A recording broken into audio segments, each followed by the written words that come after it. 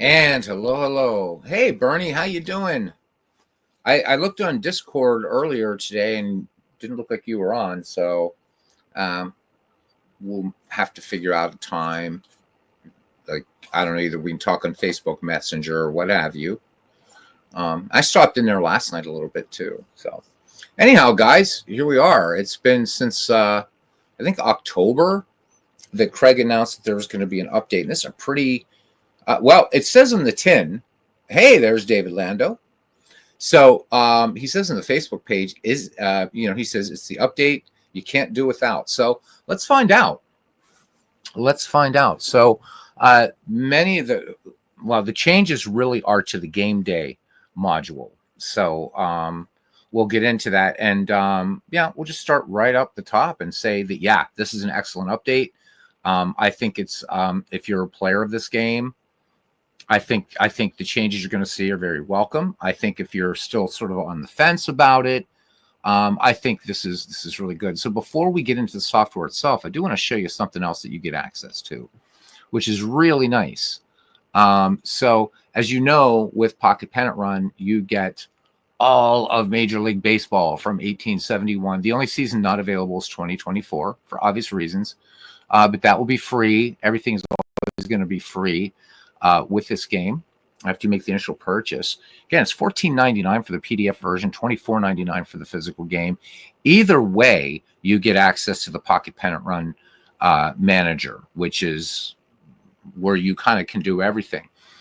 But along with that link, besides getting the actual software, you can see now there's a whole bunch of folders, and I don't remember seeing this before. So for those of you that don't want to go through the process of, hey, Jeff Hunter, welcome in. So for those of you that don't want to go into processes of creating cards or anything like that, well, you don't have to anymore. So we're going to click on here. You can see everything's split up again, just like in the game. So we have the historical cards and roster. So this covers 1871 to 1919. And I'm just focusing on Major League Baseball here. And then 1920 to 2023. So we're just going to go to we'll go to the historical one. So you can get, for those of you that are using, maybe you want to use this game in concert with, say, something like Green Shot or whatever. But you can get all the seasons as Excel rosters. Really nice. It's going to have all the player ratings. For those of you that are still playing Pocket Pennant Run 2, I'll show you these. So here are team cards. And we'll be, since we were talking a lot about 1908 last night, we'll do 1908 tonight. So there you go. So if you're doing like Dave Gardner and you want to type in ratings in something like Digital Diamond Baseball. Let's bring this up to 100%. A little bit more here so you can see.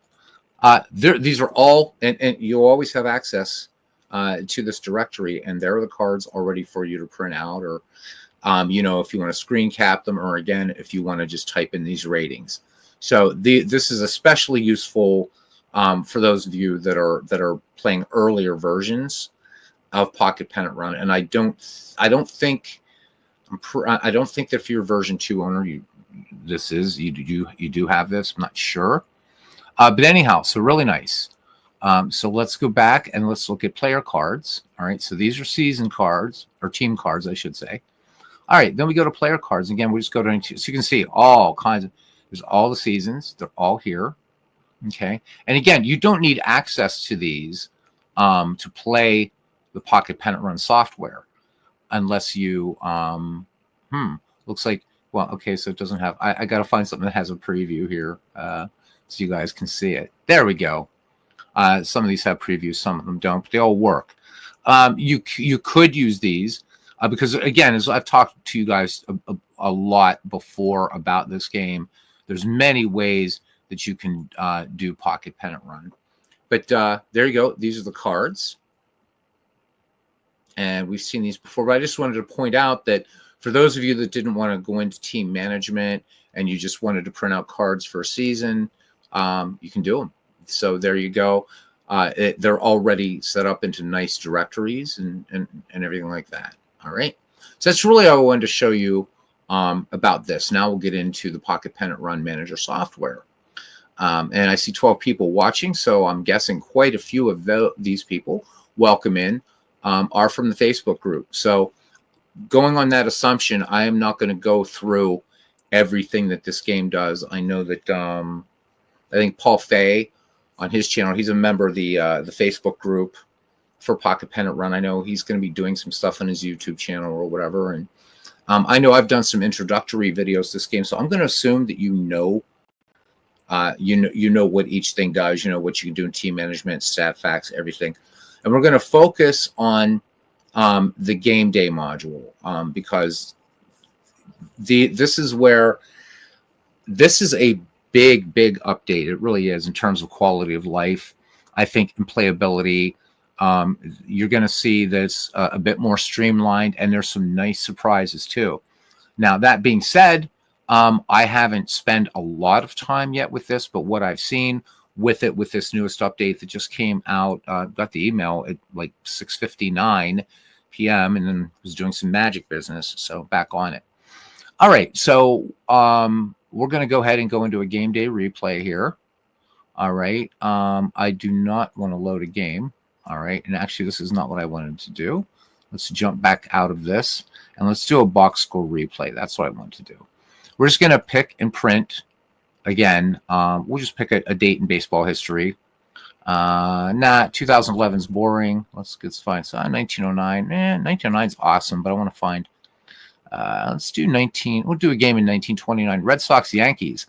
So this game took place on the 23rd of May, 1929, and the Yankees edged the Red Sox 7-6. All right, so all this is still familiar territory for everybody. Highlight a game, print play. All right, so now it's, of course, going to the database. You guys all know this. All right, and then once again, you have all the ratings. And now you're going to see one of the nice first sort of quality of life changes with this game. Excellent update, Craig. Really good. And actually, this didn't give me the... I know why, because I'm going to show you that when we do, because these are already preset. But let's start with some quality of life here. First, what's really nice, you're going to notice here on the bottom, new colors, man. So down here, you will be selecting your out, selecting a hit, or if you have another play like catcher interference, runner interference, whatever. You're going to be doing a lot less clicking. So once we start the game, we'll get into that. But I want to show you here, sharp-eyed among you are seeing some new things right here, and this is super, super cool. So one of the things that the community wanted, and this really drove Craig and Matt to add to the Pocket Pennant Run software, was being able to see the player stats for that season. So that's what we're seeing. So we have Mark Koenig up here. So we see in 373 at-bats, a 292 average, 3 home runs, 17 strikeouts, 23 walks, a stolen base. So this is where we are as of right now. Okay. But what's really nice about this it's really cool. Of course, you have the lineup. And again, there's those now they've added in the traits. So before, right, you just had the lineup. Okay. There's your bench. Everything above this line, these guys were actually in the game. Again, you guys know that. But this is new. Batter data. Okay, so everybody in red, of course, is starting for the Yankees. But here, again, we have their handedness, their at-bats, averages, home runs. Now, these are right. So strikeouts, walks, stolen bases. So at a glance, you can actually look at a player's stats. And what's more, if you click, they're sortable. They are now sortable. So we see Babe Ruth this year here, 1929, with 46 home runs. There's Lou Gehrig with 25. You can reverse sort things, what have you. Okay. Then, of course, you look at your bullpen. Again, traits, handedness. And then you can look at the pitcher data for your team even while you're at bat. So you're playing a game and you want to decide who you want to bring in. You no longer have to go to another screen. You can just have a quick look at here. And again, you can sort by, strikeouts, walks, ERA, what have you. So nice and handy. Same thing on the pitcher side. Let's go back to the current batter. So on the pitcher side, of course, we have Milt Gaston here. So starting for the Red Sox, his innings pitched, his ERA, strikeouts, walks, wins, losses, saves. Okay, so, and then, of course, fielders, your bullpen, and again, anything above the dotted line when you're doing a box score replay. For those of you that like to play strictly the game or as closely as the game as it was played, there you go. So we know that Ed Morris and Ed Durham served as relief pitchers for Boston in this game. Pitching data, again, maybe you're pitching. You want to look here. There's your complete pitching staff, and again, everything's sortable. So really, really, really nice, so that you can see those matchups a little bit more clearly. All right. Under the options up here, I always set red die with white numbers. I'm not trying advanced yet because the advanced rules, that PDF isn't out yet, and there's a couple things I'm not clear about with the advanced rules. So you have range plays and stuff like that, and that is part of the update. With some better range plays and stuff like that. But because still waiting for that PDF and to see how that's done. But given time, you can figure it out. I'll show you what that screen looks like. So when you go to settings, you can do pitching normal or advanced, batting normal, advanced, or any combination thereof. So if we did advanced pitching, this has to do with warm-ups and pitchers that are warm too little. That is, they didn't warm up for like at least 3 batters, or they warmed up. You left them in the pen while 6 batters were up. They're going to be penalized by a drop in level. So they'll drop in control if it's too little, and their actual pitcher grade will drop too much if you leave them in the pen. So we're going to leave this at normal. For batting, or for I should say batting and fielding, so normal, batting and fielding are played by the game rules. But then down here in advance, these supersede the game rules, so that batters will tend to hit to their pull side. Switch hitters spray the ball evenly. Fielders must be positioned and may make range plays, and range plays are subject to defense penalty if the speed is less than A. Okay, so just to show you what that looks like, when we click Save Settings, you can see now there's a die here that's going to be used for making when it comes up, like for range plays, things like that. And this is where where fielders are going to be positioned, things like that. But I don't want to. I'm still not really clear yet on how this works, and I'm hoping that perhaps Paul Fay or Craig Harris will give us some good tutorials about that. But you can already see here, kind of some movement of fielders and stuff like that. But we're going to go ahead and set this back to basic, just because I want to show you we're back to normal. And this will save your settings now. This is another nice quality of life change. This saves your settings now, which is really nice. You don't have to keep doing this. All right, you still got to click batter up. That's fine. Of course, says the curtain batter hasn't hit. So, all right, so you guys know how the game works. So there, we have a strikeout. So we know it's an out. Now we just select out. So here's the old way we had to do it. If you guys remember it, you had to click, and we're going to come back to this though, because this is still important. But now you don't have to do, so like this would default, you'd have to click strikeout and then click OK, and then the window would close. Not anymore. So as soon as I look at that and I do select out, I just select, let's see, what is this, a 5? So this is a strikeout, boom. That's it, batter up.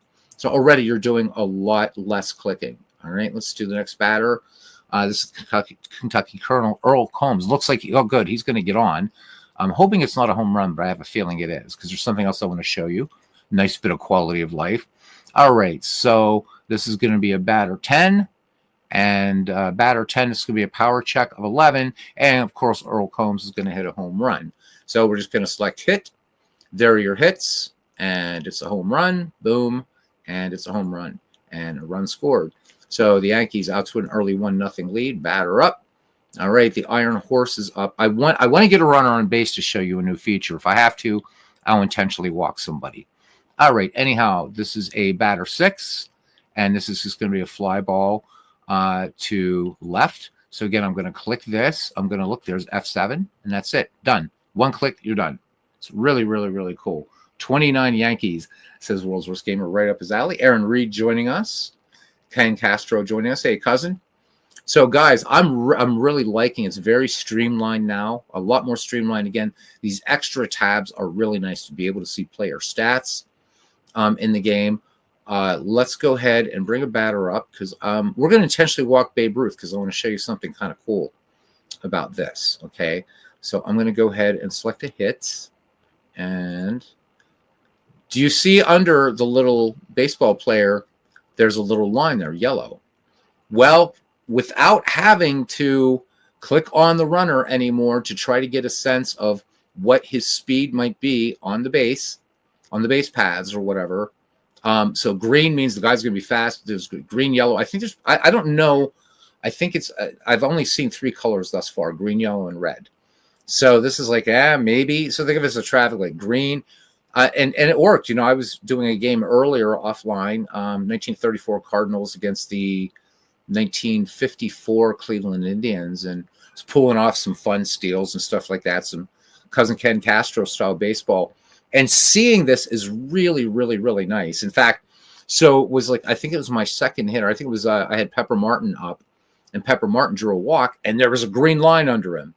Like, I'm like, this is cool. And I'm like, I wonder if this has to do with speed. And indeed it does. So if we click on Babe Ruth here as a runner, we can see here that, you know, indeed, Babe Ruth is going to be, he's going to be out more than he's going to be safe trying to steal a base. So, but we don't have to look at that anymore. If you still want to play it the old way, you know, you can still click steal and it's still going to give you a chance to back out of that steal. All right. And so I see here, Johnny Heaving is an A. So I'm not going to try to steal with Ruth. Anyhow, I can always go up here, see what the manager says. Manager says yes, but I've made a house rule that I'm not going to do an unnecessary steal. So we got Babe Ruth on here. So with outs, let's see if somebody else makes out here. Let's bring a batter up. All right. So we got push him up, Tony Lazzari. All right. Here's the pitch, swing and a miss, and that will be strike 3. And I just click KO, and that's done. All right. Now, let's look at this for a little bit because this is really, really, really nice. Do you remember before for like ground balls and the lead runner would be out? Okay. And you would have to sort of, okay, you like, at least for me, it was either you had to move the window, right? Or you had to just remember, okay, this was a ground ball. There was a guy on second. I had to remember that, right? Where was he? Or was he on third or what have you? Now this is a ground ball and it'll say ground ball lead runner 5 ? 6 4 3. So it's covering all the bases, pardon the pun. Okay. This is remember before, if you had a ground ball and very common play in baseball, right? A ground ball to first taken unassisted where you had to select, if you remember, it pretty much looked like this. It was ground ball, fielder 1 was first base, fielder 2, right, was first base. You don't have to do that anymore, which is really nice. So if you wanted to, we're going to go ahead and make Jack Rothrock ground out. Why the hell not? Okay. So we're going to select this out. Or actually we should put him on and then do a double play, whatever. But here we go. So let's say it's a ground ball to first unassisted. Click it. He's out. We look at the score sheet. All right. And there we go. And let me make this a little bigger for you. Again, I love the score sheet in this game. There we go. So Jack Rothrock ground outed. It was a 3 unassisted. So a lot less clicking. Thank God. Batter up. Oops. Batter up. I hit the select out. Batter up. All right. Here's Bill Narleski. Let's see what Bill Narleski does. All right. So this is a off the pitcher card. And we see it's a batter 12. Batter 12. This is a park. Park 1. Park is always power. Remember that. So this is going to be a pop out to catcher. Okay. So we're going to select the play here for pop out to catcher. Now, what we're not seeing here when you're looking, right? So right over here, you've got this. So the other way you kind of, you could see like you had the outfield, infield, pitcher, catcher. So this one is categorized this way. So you're going to have strikeouts. All right. Then you're going to have kind of like your routine ground ball plays right here. So just a grounder from second to first. So you're going to have the ground ball 4-3 right here. Short to first, third to first. Okay, catcher to first. And then, of course, pitcher covering and tossing on to first. Then you have the ground balls with the players advanced. Then you have the unassisted. Then the lead runners. Then you have the fly balls where there's just fly to left, center, right. And then you have the 3 tag up results. Then you have the line out. Again, these are infield. And then regular double plays. So 5-4-3, 6-4-3, 4-6-3, 3-6-3, 2-4-3, and 2-6-3. But there will be times when you might have a play where the runner's caught napping or whatever. Or you could have a triple play, because if you notice back on quick outs, there's nothing here for a triple play. So triple plays are now over here. So, or if you have a weird double play that works out, what have you. So for manual outs, you still can use all these combinations. That hasn't gone away. If you still want to do it the old way, ground ball, lead runner, select your fielders, and hit enter play. But mainly, you're going to use this, I think, for just very bizarre plays. Everything is covered really, really, really nicely here. Okay, so we see that this is a pop out to catcher. So I just go to P2, boom, and that's it. He's out. All right, batter up. And now we got Russ Scarrett. All right, roll the dice. So when you get the little circle around here, you know it's a defense check. I don't even have to look at the card. I see it's a defense 6. I click, see what that is. And this is a ground ball. I don't have a lead runner on, but I just know this is going to be a 4-3. All right. So then I'm going to select that here. And this is just going to be your basic ground ball, 4-3, 3 outs. That's it. So that's, I mean, we can just keep playing through this game and doing whatever if somebody wants to come on. This is the latest version, Clinton Parks. By the way, Clinton, check your Facebook, because I know we're friends on Facebook, but I also got a friend request from you. And so your Facebook account might have been spoofed. So this is the latest version. Let's go to, is it that's movie info. I don't care about that. This is version, and it's today's date.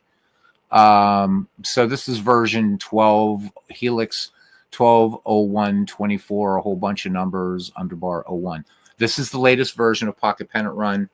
That, again, I got the email at 6:59 and downloaded it and installed it at 7 o'clock. Oh, that is legit. Okay. All right. Want to make sure, because I get paranoid about that stuff. Anyhow, this is the newest version.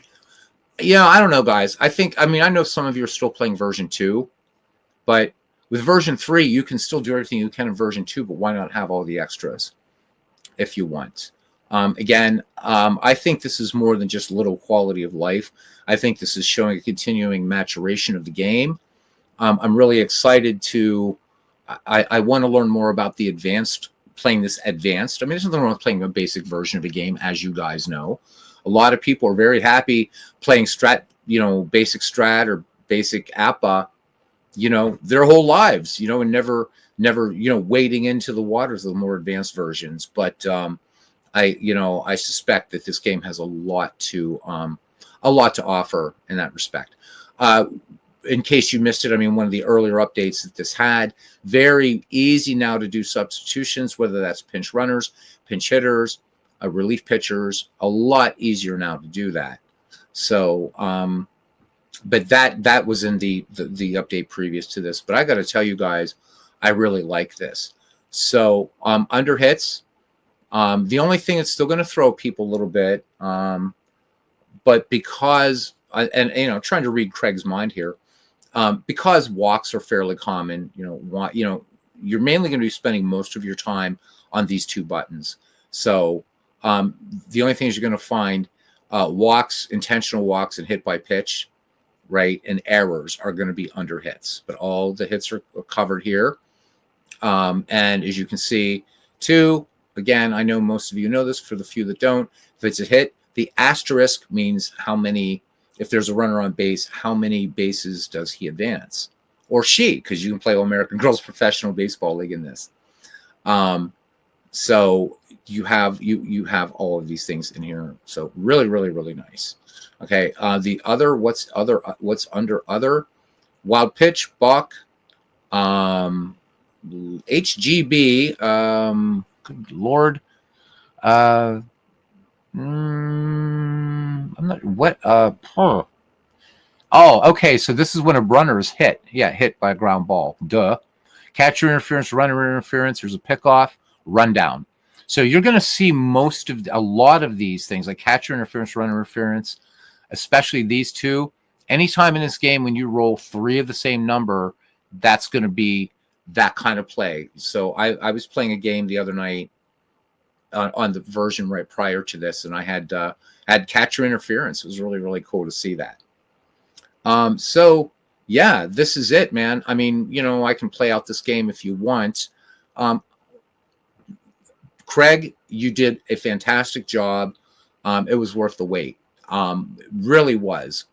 What I'm hoping for now down the line, I didn't, because I think this was really focused on game day, is I would like to see, if possible, and we're going to jump out of this game because I want to show you the other part of game day that you can do. So we're going to go ahead and we can save this game.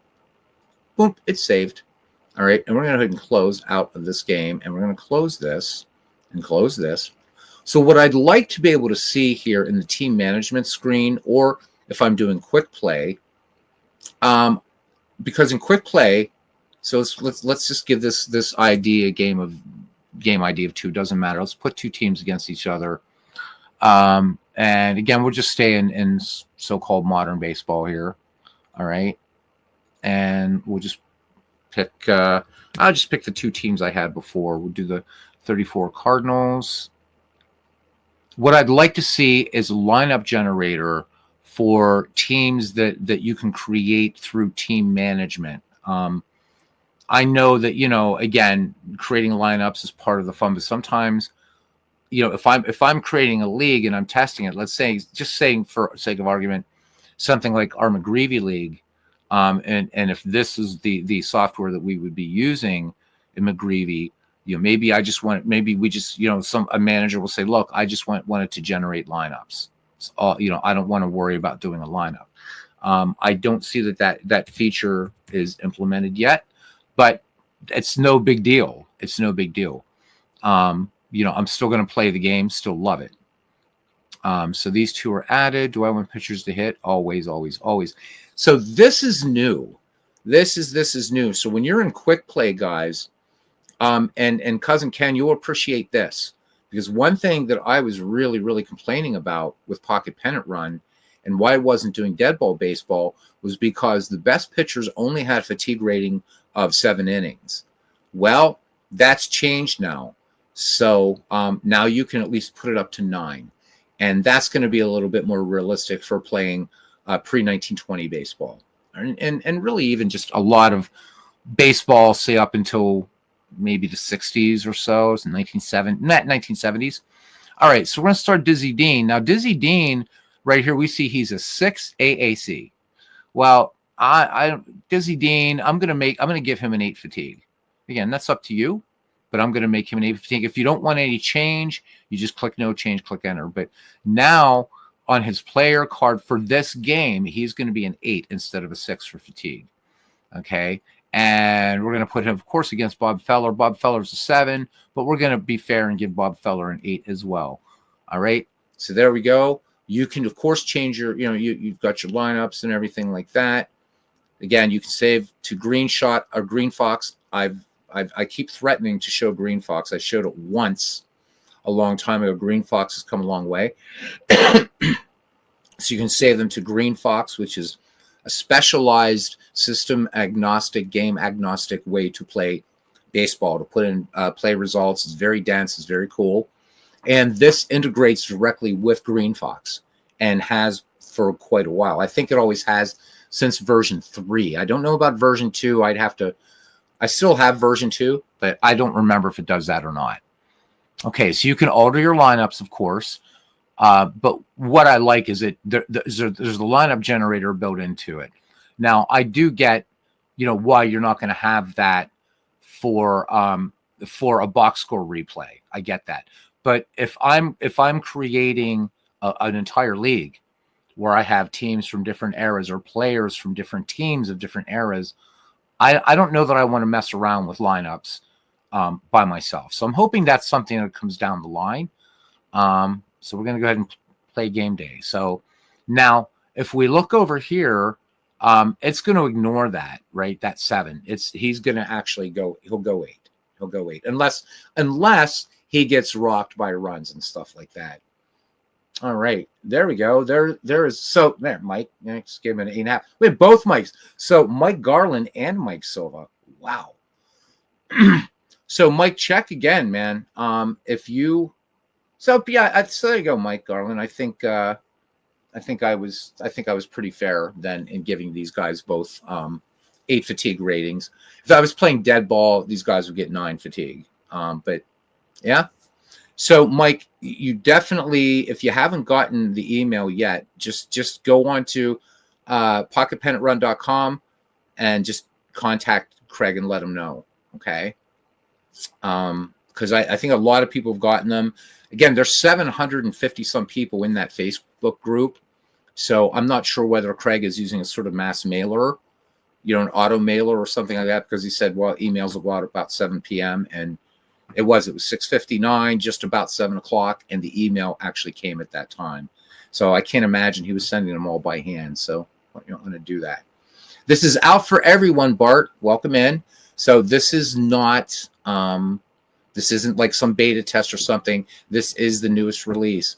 Once again, I'll remind you, this is, well, let me make sure they haven't changed the price. I don't think they have. This is such a bargain, guys. It really is. So let's go to Pocket Pennant Runner. I'm going to bring this over to you guys so we can look at it for a moment. Thanks, everybody, for hanging out. All right, so here we are. This is, this is the game. So the physical game, literally, this is the size of the physical game. So if you see these dice, take 2 poker-sized decks of cards, right, and put them perpendicular to the palm of your hand, right? So the first deck in your palm, second in your fingers. That's the size of the game. It literally does fit in your hand. The cards that come with it are beautiful. So if you do decide that you want to buy the physical game, that's awesome. And we'll get to the prices in a minute. You get, of course, you get the license for the Pocket Pennant Run software that I'm showing you.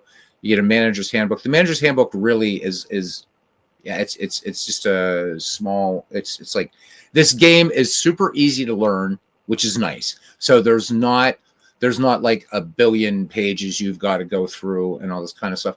Anybody you've ever played Starfleet battles back in the day, right? And if you also remember back in the day when auto parts stores had those like huge parts things on the counter, right? Back in the day, not too long ago, even before they got computerized. Well, so this game isn't like that. It's very, very straightforward to learn it. And if you do get the physical thing, you like to roll dice, you don't want to do any printing right away, bam. You've got some nice, these jumbo-sided roster cards. I know Dave Gardner has shown on his channel. And by the way, I want to clear up something really quickly because somebody in the Facebook group for Pocket Pennant Run was a little bit confused. So what Dave Gardner is playing is not, he's playing Pocket Pennant Run baseball, but he's playing it inside Digital Diamond baseball. So there was a little bit confusion because, there was one guy saying, oh yeah, but I can't wait for the PC version to come out. So that, because he was saying, well, Dave Gardner was playing this. No, what he's done is he's still using the Pocket Pennant Run rules, which are built into, right, Pocket Pennant Run commands and stuff like that. They're actually in Digital Diamond baseball.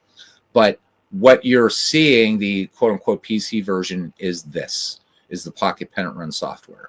Right, so do bear that in mind when you're watching. And Dave does a great job, by the way. He's doing, he has a 1979 replay that he does on a bunch of, different baseball sims. So, but what you're seeing Dave play is not the Pocket Pennant Run software, okay? But he got the ratings from the Pocket Pennant Run software, if that makes any sense at all.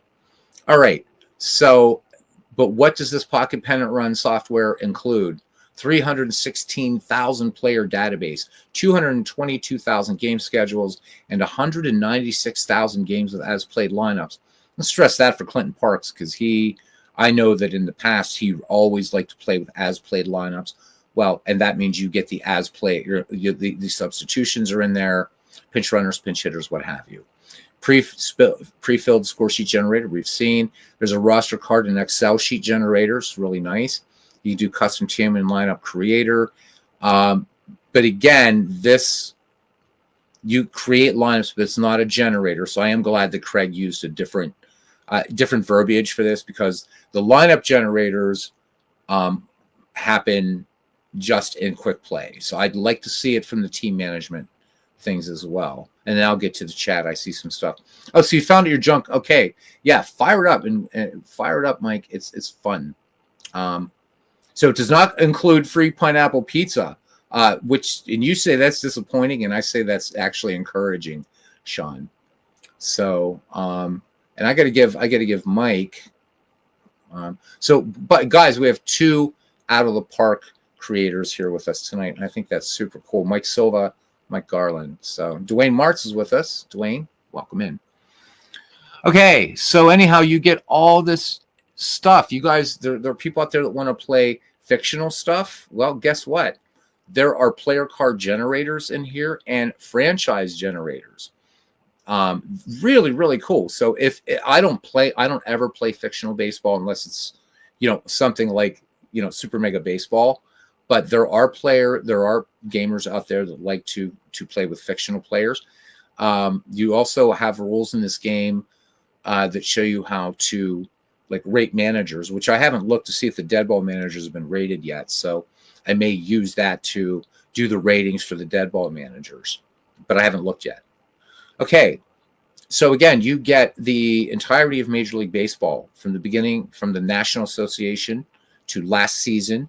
These are free updates forever. So you also get the Negro Leagues from 1920 to 1948. You get the Nippon League from 1950 onward. The Korean Baseball Organization from 2001 to now. You only get, so it's still not bad. You get AAA minor leagues from the year 2000 to now. You just get the College World Series teams for 2021, NCAA for 2022, and then the All-American Girls Professional Baseball League in its entirety, 1943 to 1954. And that's a lot of baseball that you're getting. So we go to, let's go to the shop here. It's redirecting. So for the physical game, which I got to fire up my webcam sometime. This is really nice. This is really quality cardstock. And I'll tell you how good this cardstock is. As a magician, as a sleight of hand artist, and as a returning professional sleight of hand artist, I would actually use this cardstock. I would use these cards in Magic. This is, I would say these are on par with Tally Ho, which is United States Playing Cards' best playing card stock. These are on par with Tally Ho's and B decks. They're that good. They're really that good. So also what you can order, these are extra. So, but you get all that, right? So for $24.99, everything that we've talked about. All right. This deck of 12 cards that gives you, there you go. There's pretty much what comes in the box, and plus the Pocket Pennant Run software. If you just want the print and play, it's $14.99. That's all, $14.99, and you still have access to the Pocket Pennant Run software. I did buy these mats. They're really nice. So if you're playing Modern Era or Dead Ball Era, and you're rolling up dice, and you're not using the Pocket Pennant Run software, you can use these. Let me see if I can blow this up a little bit for you. Whoa, that's too much. It's too much, baby. So there you go. You can see rare plays, base running plays, stuff like that. So basically all you would need is a score sheet. If you don't want to use the score sheet, you could use this to check your plays, and then using Pocket Pennant Run, input the play result. Much like you would do with a game like Digital Diamond Baseball or I know a few of the other ones that can act as board game companions. I think Strat is one of them. I don't know. I don't play Strat. So, guys, this is really, really a bargain.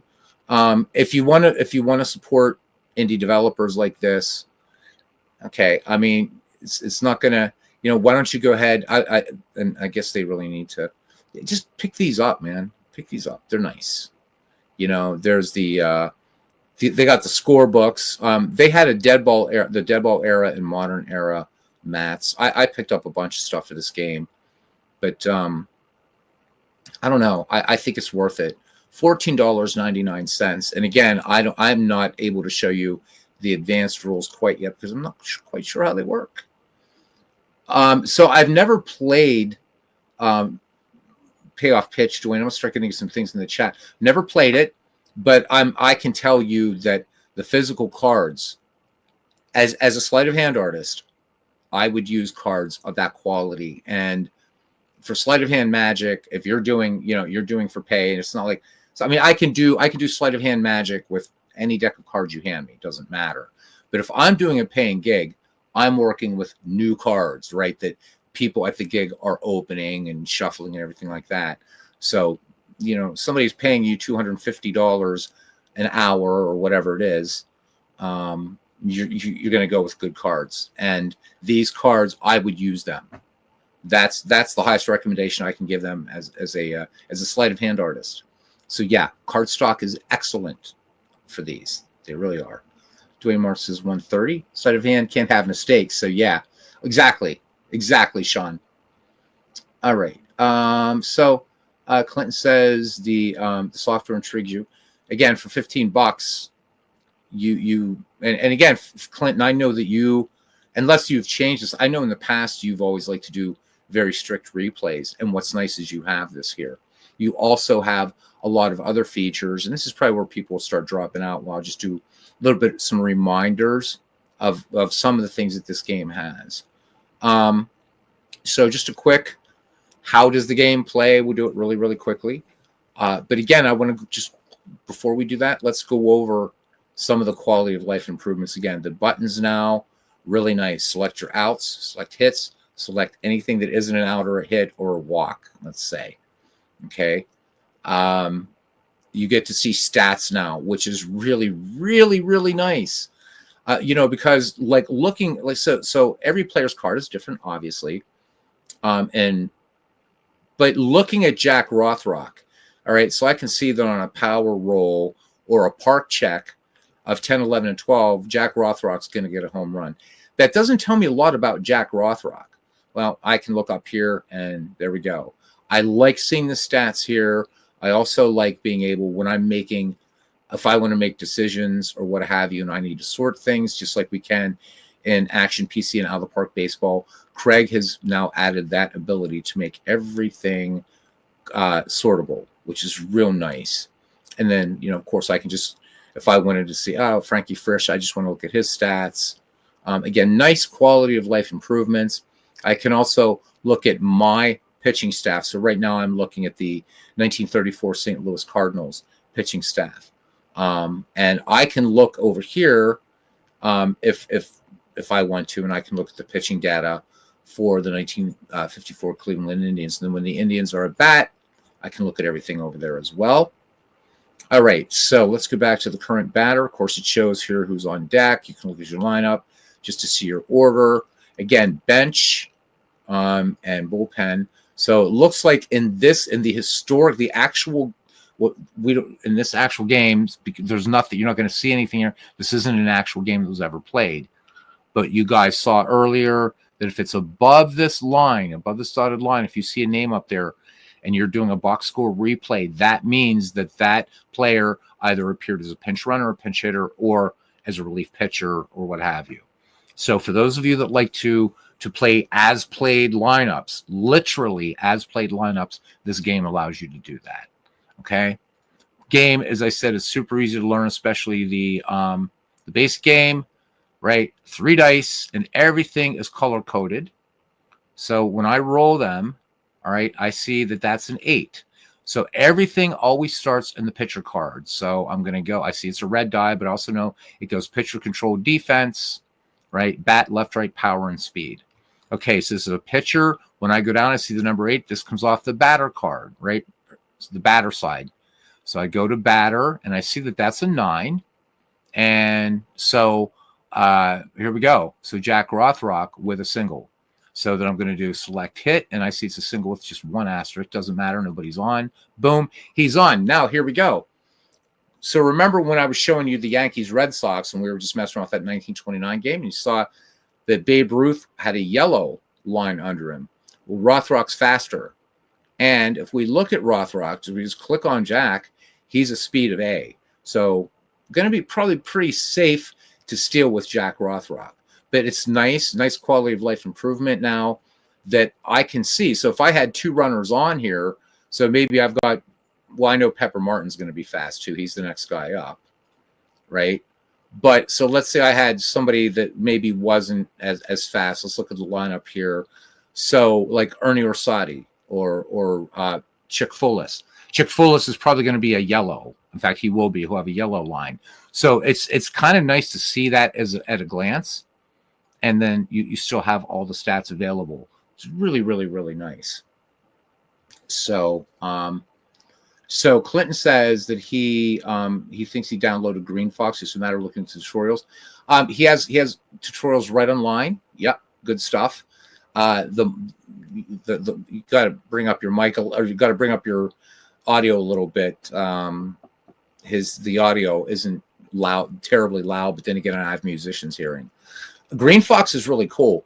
And I was using Green Fox when I was playing version 2 of this, but with this now, I just don't. I'm not going to use Green Fox. I don't see any need for it. But Green Fox is great. If I was playing another game, a cards and dice game like the one that ID Jester had put on his channel back in 2019 that he hated, that I love. It's a game right up my alley. You know, like I forget how many thousands of great players from all over baseball, and it's kind of like a Sports Illustrated baseball game. I would definitely be using Green Fox. I don't want paper and stuff all over the place. So that's how I play. The beauty of the Pocket Pennant Run software is play the game the way you want. All right, so let's go ahead and steal with Jack Rothrock. What the hell? Why not? All right. So it's going to ask me. Now, this is a little bit of a risk because Rothrock is an A and the catcher, Jim Hagan, is an A. So this could be a close play at second. And he is out this time. He is out. All right, so 1 away. All right, now we got Pepper Martin up here. We see his ratings. But again, if you don't want to look at ratings, right, just right down here, you got him, okay? We know Pepper Martin was he was fast. You know anything about these Cardinals, these Gas House Gang Cardinals? They had some pretty good speed on the team. All right, so again, it's an 11. So we know to go to the batter's card, and we look in the batter column. It's a 2, and this is going to be a grounder to short. Now you see here a dash and a double play asterisk. So what that just means is what it means. Basically, this would turn into a 6-4-3 double play. But if there was a runner on, that runner, so the runner that you would have here would advance. Okay, so that just means that asterisk, when you see an asterisk, that just means a runner advanced. 2 asterisks, 2 bases, 3 asterisks, the runner advances 3 bases, or runners. Okay, so, but in this case, because nobody's up, all right, this is just going to be a grounder to short. So I'm going to select out, and all I'm going to look for is 6-3, and that's a 6-3. And 2 away, batter up, and it's Virgil Davis. All right, here's the pitch to Davis, and that's a 1, and I see a strikeout. That's it. So that K tells me, boom, select out, strike out, change sides. We go to the bottom of the first. 1934 Cardinals, nothing. 1954 Indians coming to bat. So now we've got the Indians here, okay? And so again, we can look at their lineup, or you can look at your entire club, I should say, their batting stats, sort everything. I think it makes it really, really nice. You know, you're looking, wasn't a lot of speed on this Cleveland team. It's 1950s baseball. What do you expect? But there you go. So if you were looking for somebody that maybe had a little bit of speed, whatever. If you're looking for a home run hitter, well, quickly we see here Larry Doby led that year with 32 home runs, led the Cleveland Indians with that. Up here are the manager tendencies. So I haven't checked dead ball to see, and the previous version of this, or the dead ball managers hadn't been rated yet. So, but these are. And the nice thing about this is you get all the formulas in the game for how to rate players, how to rate managers, parks, even how, so it's calling Cleveland Municipal Stadium a hitter's park. If you don't think it is, change it. So it has all kinds of generators, all kinds of stuff that you can do with it. Let's go ahead and run another batter here. All right, so it's Bobby Avila. All right, so again, this is a 9. It comes off the batter's card. It's a 3. Simply, it's a fly ball to left. So we just select out and F7, and bam, 1 out. Batter up. And I'm kind of glad I have to do batter up. I hope that will stay. Some people want it to automatically advance. I don't. So, but all in all, man, I love this, and especially seeing these stats right here. I love this head-to-head display. Right, we're used to that, at least in the digital games that we play, and I know that at least on Appa's cards, Appa's player cards have the stats. So I don't remember if Stripe does or not. Okay, so Sean says, adding teams is working for me with the new software. Maybe you need to install a certain path. So just install it off your desktop. So let's see what you're talking about here. We're going to jump out of this game. Do you just click the dice? No. So if you try to click the dice without a batter up, I'll show you what will happen. So you do have to click batter up, but I like that because that gives you time. Sometimes if you need to back up a play or whatever. And it also, for me, Dwayne, I think the main reason why I want it to stay, I hope it doesn't go away. I like it to be an option for people. I like it up there just because sometimes I'll get distracted by something and I'll go back and I'll forget, oh shit, did I got it. Yeah. I mean, you do get a visual cue. If you see 3 dice up there, you know that you've done something, but I like having to do that. All right. So again, when you see a circle around a player, you don't even have to look at the charts. All right. It's a defense check 4, and this is going to be, it looks like Vic Works is going to fly to right. So we're going to select the out and boom. And there we go. So 2 outs. Maybe another nice quality of life improvement down the line, not a knock, just a suggestion. Be kind of nice to maybe 2 things I would still like to see, if possible. I'd like to see this display a little better, would be nice. Have maybe like, just have 1, 2 outs, and then it tells you that there's the 3rd out. Maybe for that to look nicer. Also, I would like it to have true full screen. So when you hit full screen, this is still what you get. So that would be nice. So there's no way that you can't change that, unfortunately. I would like to see that quality of life. But this is great. So to answer the question, is this the update that you can't do without? This is the update you can't do without. If you're a Pocket Pennant Run player and you use the software and you play this game, like you play the entire game within the ecosystem of this software, you definitely need this. If you're still sticking with click, click, click, and it's a free update, so why wouldn't you update? Right? All right, so if I try to roll the dice, see, current batter is the same as the last batter, so I do have to hit batter up, and that's fine. All right, we're going to jump out of this. They dramatically, yes, they did, absolutely. As Mike says here, Mike Silva, looks like they dramatically reduced the number of clicks needed to download the update. Yep. And they've reduced the amount of clicks in game, which is nice. Okay. And Ron Bernier's XL for National Pass Night Generation Plus also requires you to hit the end bat button. Yeah. So not a big deal. Not a big deal. All right, Sean, let's see what problems you're having with adding teams. We're going to jump out of this game. Whoop. All right. And let's go to team management. Okay. So I've already done a team, but we'll do another one. So there's the St. Louis Cardinals. So, and I'm just going to click load team, and there's the St. Louis Cardinals. And then from here, I can create the lineup and stuff like that. This is the part that I was talking about that I am hoping that that Craig will find a way to create a lineup generator in here, because again, I'm not saying we are, but if we were to do our upcoming Ned McGreevy League in this game, because of its low barrier of entry, I don't know that everybody would really want to mess around with, setting up lineups and stuff like that, because this doesn't have, like, as you would have an out of the park baseball or action PC, an AI manager that's, how I remember being, when I was with you guys in Fields of Dreams League, setting your manager tendencies and stuff like that. So, this is a cards and dice game at its heart.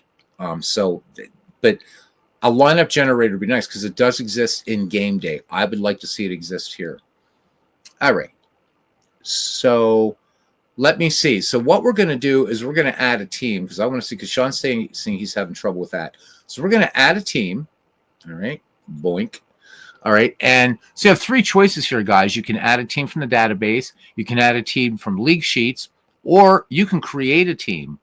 So create a team here is really cool, because if you have let's say the APA, the pre and post expansion, those APA sets, or you have a franchise great set that you want to put into Pocket Pennant Run software, you can actually create any team you want from scratch. Players can be from any database. So you could have like maybe create a league where you have like the Pirates and a AAA affiliate and a Yankees and their AAA affiliate. Or you could mix and match, throw some major leaguers, put them down in the minors, bring some of the minor league guys up.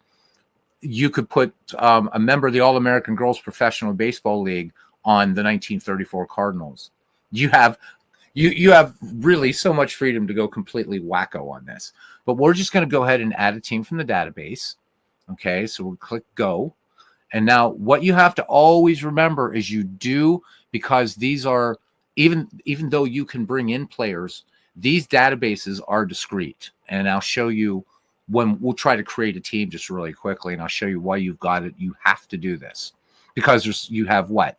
1, 2, 3, 4, 5, 6, 7. You have 8 databases in here, and they're pretty much discrete. So I want to add the 1971 Pirates. Okay, so I just type in 1971, do the little drop down menu, and pick up my Pittsburgh Pirates, add team, and if they've been added, I click OK. Now, if I go up here to the drop down menu, there's the 1971 Pirates, load them, and they are loading in now. Takes a minute. Got to remember this is a lot, and there they are. Everybody. This team is now ready to be worked with. Again, I can add a player. I can delete. I can edit people in here. I can edit managers. So right now, Danny Murtaugh, you can see his ratings, everything like that, through her stadium as a pitcher park in 1971. If you want to do a what if, you want to change some stuff, you can edit all kinds of stuff in here. If I want to look at the team stats for any team I've loaded in, all I do is click show team stats. And there we go. I've got team stats. There they are for the 1971 Pirates. And I can export these stats then to an Excel sheet. So pretty nice. Down here, again, and we've talked about this. This has been in existence since version 2, that Craig, Matt, they give you the formulae that they use for doing all the ratings. So you guys, we talk a lot about open engine, closed engine, things like that. This is pretty open, obviously, because they're giving you exactly the formula. So a batting average, for instance. Now, again, this is going to change depending upon the season or whatever. So that's what's nice too. So this doesn't mean, for instance, so now that we see here, like for a batting average, like if you want to, if the batting rating is an A, X has to be greater than a 284. Okay. Now that doesn't mean that that's true for every season. That's going to be true for this season, for 1971. Okay. The same thing for power, which uses isolated power, which is something they changed around, and I think that was smart. And then, of course, you're going to have plate appearances have to be greater than 99 to get these ratings. So it's really, really, really good. You have it all here. Okay. So, and then, I can do lots of other things. So let's do another add team. So I want to impress upon you this bit. So the create a fantasy team is very different from creating a team. So we're going to create a team. We're not going to do a whole team. We're going to click go. All right. Now from up here, again, you've got to click up here to select from where you're drawing. So let's go to old timey and let's do 1884. And all I have to do is start to type. All right. RADB. That's all. There we go. We got Old Hoss Radborn. And we're going to put Old Hoss. And there we go. We have his ratings and everything. Down here, we would just put a year in and a team name. Okay. So let's do a couple other guys from the 19th century. Let's do Charlie Buffington. Let's put him on here from the Boston Bean Eaters. Add him. Let's change to 1891. And let me see. Who do we want here? Let's get Tim Keefe. And we'll get him from the New York Giants. Okay. Now let's switch things up a little bit. Let's go to 1908, and let's get Joe Tinker on this team. There we go. So that easy. So this is how you can create. If you're doing draft leagues, you want to do fantasy teams and stuff like that. There's how you do it. And in fact, I think. So again, everything is included in this game. So for you to be to do this, first in action PC baseball, you would have to own all the seasons, and moreover, unless you were using the baseball history collection, you would have to have all the seasons installed if you wanted to do some sort of thing that would encompass the entirety of baseball history. And then you have to look for the player of the year. It's a lot of work. Out of the park baseball, it's kind of the thing, right? Where it comes with everything like this game, but to create something like the McGreevy League, it's a bit of work. This is kind of nice, man. You're just typing in and you're doing it. The work comes in creating the lineups and stuff like that. But that's how powerful the software is. All right, let's add in a modern player or a so-called modern player. So I don't know. We just add in. We'll get Freddie Freeman because why not? He had a great 2024 World Series. Now we got Freddie Freeman in here now. Look at that. He's got all A's. Look at that stuff. So there you go. So lots you can do. I'm going to go ahead and click exit because I don't want to save it. So the creative fantasy team is a whole different thing. Show you that real quickly, and then I think we're done. Okay, so you have to select the team generator, create a fantasy team, the generator team name and location. So with manager's traits and a 25-man roster with traits. Okay. Now I haven't worked with this at all. But basically there you go. For those of you that want to play with fictional players, there you go. So this is the Lake Charles. These are the Lake Charles Smelts. And the name of the park is Smelt Yard. It's a pitcher park. And hey, look at this. We have Bear Silva, who is the manager. Let's see. He's all about stealing bases. He's average on calling sacrifices. He has no trouble wishing intentional walks, and he's fairly he'll go to his bench. So there you go. If you want to play, this thing's ready to go. It's ready to go. You can keep hitting this all day if you want and create and then you can save these teams. So if you want to play fictional players, you got the power to do that too as well. Okay. But that's different than creating a team. So don't let yourself thinking, I can create a fantasy team and get them from all over baseball. This is strictly fantasy. Okay. Questions. All right. Let me see. Okay. When I saw the game, the desktop will work. Yep. Yeah, he said. Craig did say, just do it to the desktop. If you guys don't have any other questions, I think that's it. I don't have work tomorrow, but I'm not used to the fact of people sitting here watching whether it's a dice rolling game or not. It's great. Get it. Just get the update. If you haven't bought this game, I think you will be pleasantly surprised. Obviously, the image of Forbes Field doesn't come with the game. I just like that there for because I have a billion icons on my desktop, so this looks nicer. Just to put this up here, I presented this for a Sabre thing a couple weeks ago, and they really thought this was a cool piece of software. So, and I'm actually told by the gentleman, right, who asked me to do the presentation for Sabre, he said that even after the presentation, it was done on a Zoom, but that more people were, asking more questions, really enjoyed it, and really, and this software was mentioned among them. So, I figure the Sabre dudes like it. Yeah, so cool. So again, stat facts. This is kind of like having so what I like about this thing too is, so I showed you earlier how all the player cards and team cards are already printed for seasons. But from here, you can this is also really cool because you can print player cards from here as well.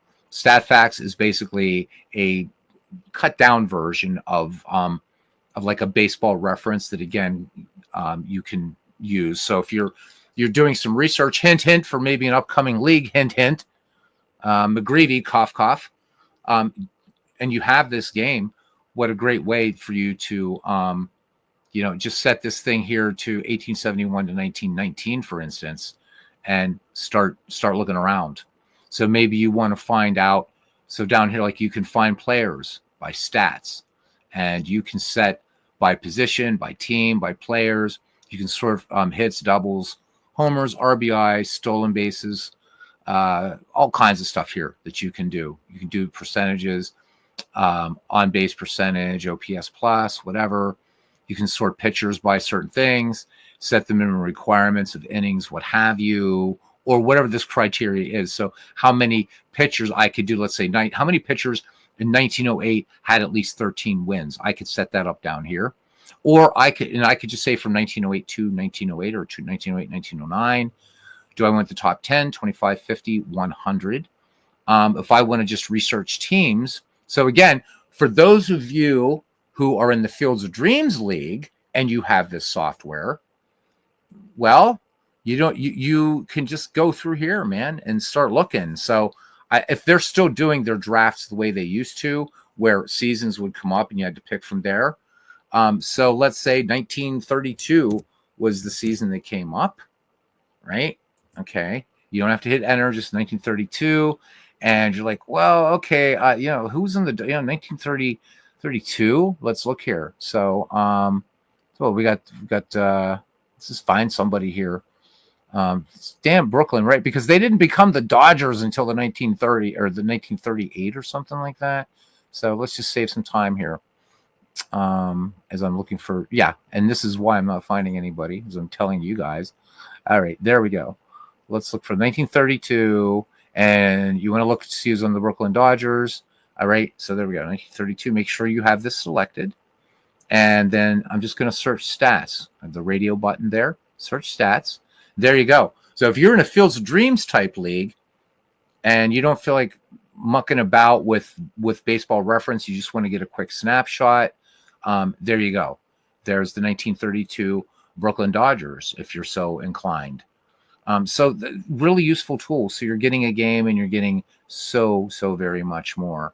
Next guy up, and it's 1948, and you're a Cleveland Indians fan. Well, then and it does differentiate between Indians and Guardians, by the way. So there. Now we've got that, and we're going to search stats, and there we go. So they're the world champion 1948 Cleveland Indians. So great research tool. Again, this is, you want to look at players. A lot of players are like, well, the McGreevy League would be kind of fun, but I'm kind of not so sure about the players. You'll notice here, this is a nice touch. You see John Abadie at Abaticcio. Watch when I switch databases to MLB 1920 to 2024.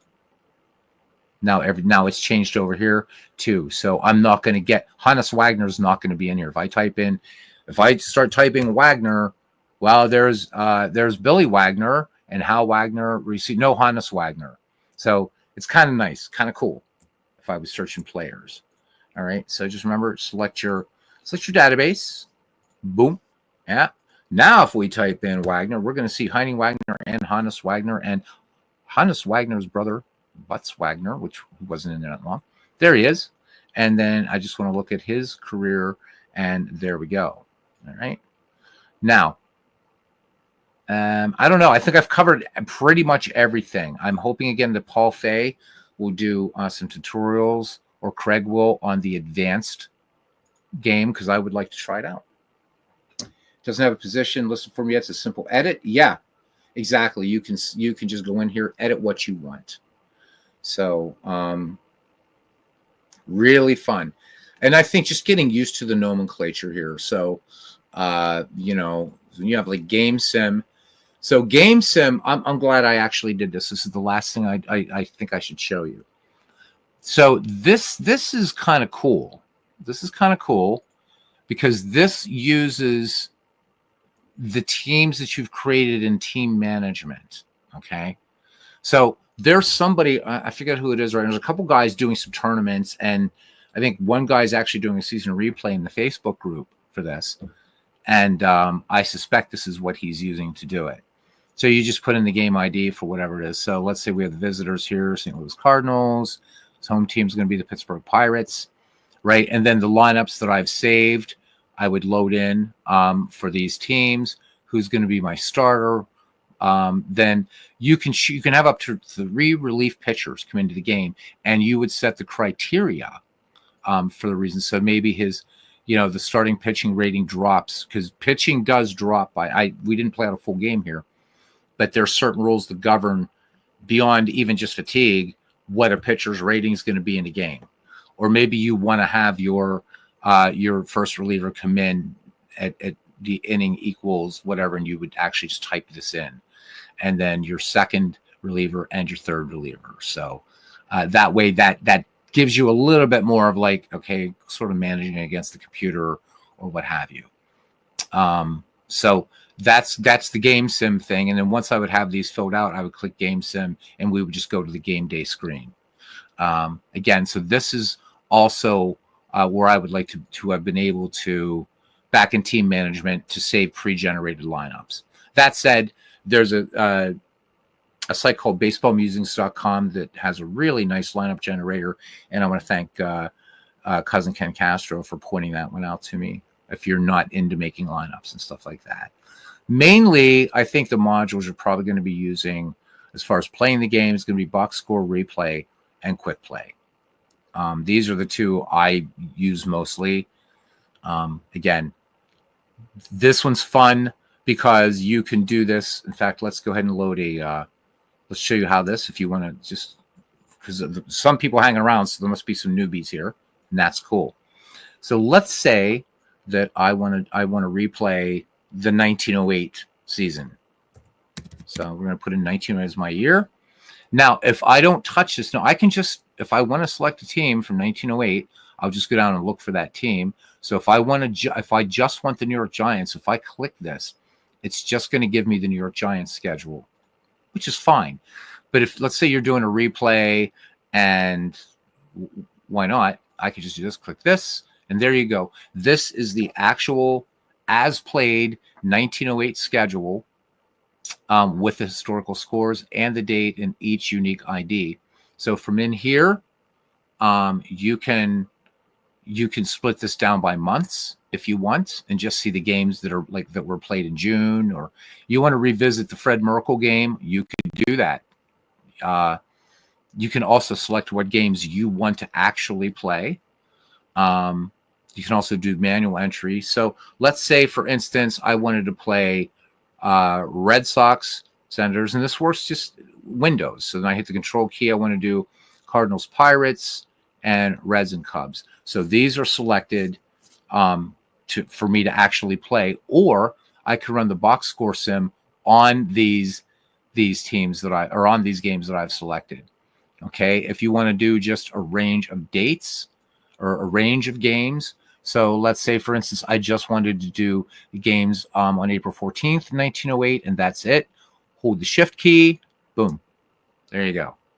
But if I wanted to do the 15th, I would just click on the first 15th. Again, just like using Windows, that's all it is. So shift click is range, control click is just click in different places. All right. You can edit box scores in this. And then there's also the manual entry, which I'll show you. So you could use this strictly as a way for you to save paper. If you're playing APA, you're playing Strat, and you want this to you want to just input your data here, and you use, I'm tabbing, and so you can see here, you don't have to like click. I'm tabbing through these innings. Okay. So, and you can enter the stats for whatever team that is. And you can so you could use this as a companion to another game. If you're saying, I don't want to play any damn, I just want something where I don't have to make out. I don't want to even do that. I don't even want to fill out a score sheet. I want to do it right here. I want to stay digital. The only thing I want to do is roll dice and pop in the numbers. You can do it. And you're going to be adding each batter's name and what you'll actually at the end then have a score sheet. You can then save these game stats. You can import from Green Fox. You can also edit batter stats, edit pitcher stats from this screen. Pretty cool stuff. We could actually play this whole season. If we wanted, again, just look at games in August. There they are. So these, again, are the as-played games in August with the as-played lineups. So if we wanted to do the look at this blowout. The Doves and the Cubs, man. Boston beats Chicago 14-0. Hell of a game there. So we could just print and play it. So if we did, the other thing we do is run a box score sim. So let's say we want to just run a box score sim on this game. It's 14-0. If I click that, I'm going to do a full game sim on it. Okay. And now we see in our rematch here that the Cubs beat the Doves 9-4. We can show the box score for that game. I have to remember to select it. Okay, there we go. Boop. Show box score. There it is. So there's the Cubbies win 9-4, and there's your box score right there. Pretty cool stuff. Pretty cool stuff. Go ahead and close it. All right. Now the only way to get rid of this, of course, I'm not saving anything, but like this is played. So you probably don't want to do this too often. Just at random. I think this is a nice tool though. I know Robert uses that ball score or something like this. So I imagine this is something like that built into this program. Okay. This will track your stats throughout your season replay and standings, but we could print and play a game. So I don't think it's going to, let's see what's it going to do if I've already played a game. Let's see. Oh, I can play it again. How about that? Again, you can alter your lineups, everything like that. Okay. The other way, though, I think the fun way to play with this, at least right now, is either you type in a game from baseball history that you want to play. It's there. You want to replay all the All-Star games are in here, by the way. All the World Series, Championship Series, Divisional Series, all that stuff's in here. Or just do it random. And you can keep clicking this till you find at least a year you like. Or, there's a whole bunch of games here from 1958. So maybe we could play the Cubs versus Dwayne's Braves. Braves beat the Cubs that day 3-2. Boom. Print play game. This software is so easy to use. It's crazy. It's just absolutely crazy. Play game day, go to score sheet, and this guy updates as you're playing. So very, very nice score sheet. One that I'd be proud to even take to a real baseball game with me. It's already pre-filled. You get all their ratings and everything like that. You also get all the salient information. So manager for that year was Fred Haney for the Milwaukee Braves. We see that Wrigley Field, obviously no surprise, a hitter's park. What his tendencies were. Down here, same for Bob Sheffing, who's the manager of the Cubbies. And then down here, this will track. We see Mo Drabowski as a 6 fatigue against Joey J, who's a 5 fatigue. So no, not exactly a strong pitching day. I would suggest that you just go ahead and close this after you look at because you can go to this anytime and it will update as you play.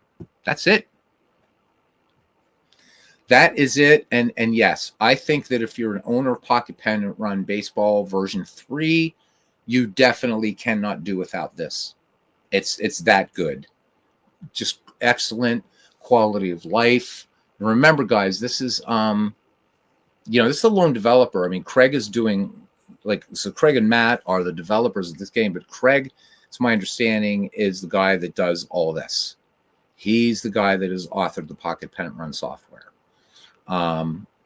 And boy, what a lot of work. And thanks to Paul Fay out there, Paul, and anybody else who was testing this update. You guys did a great job. And this thing seems to be stable as hell. That's it. If there's no other questions, I guess we'll call it here.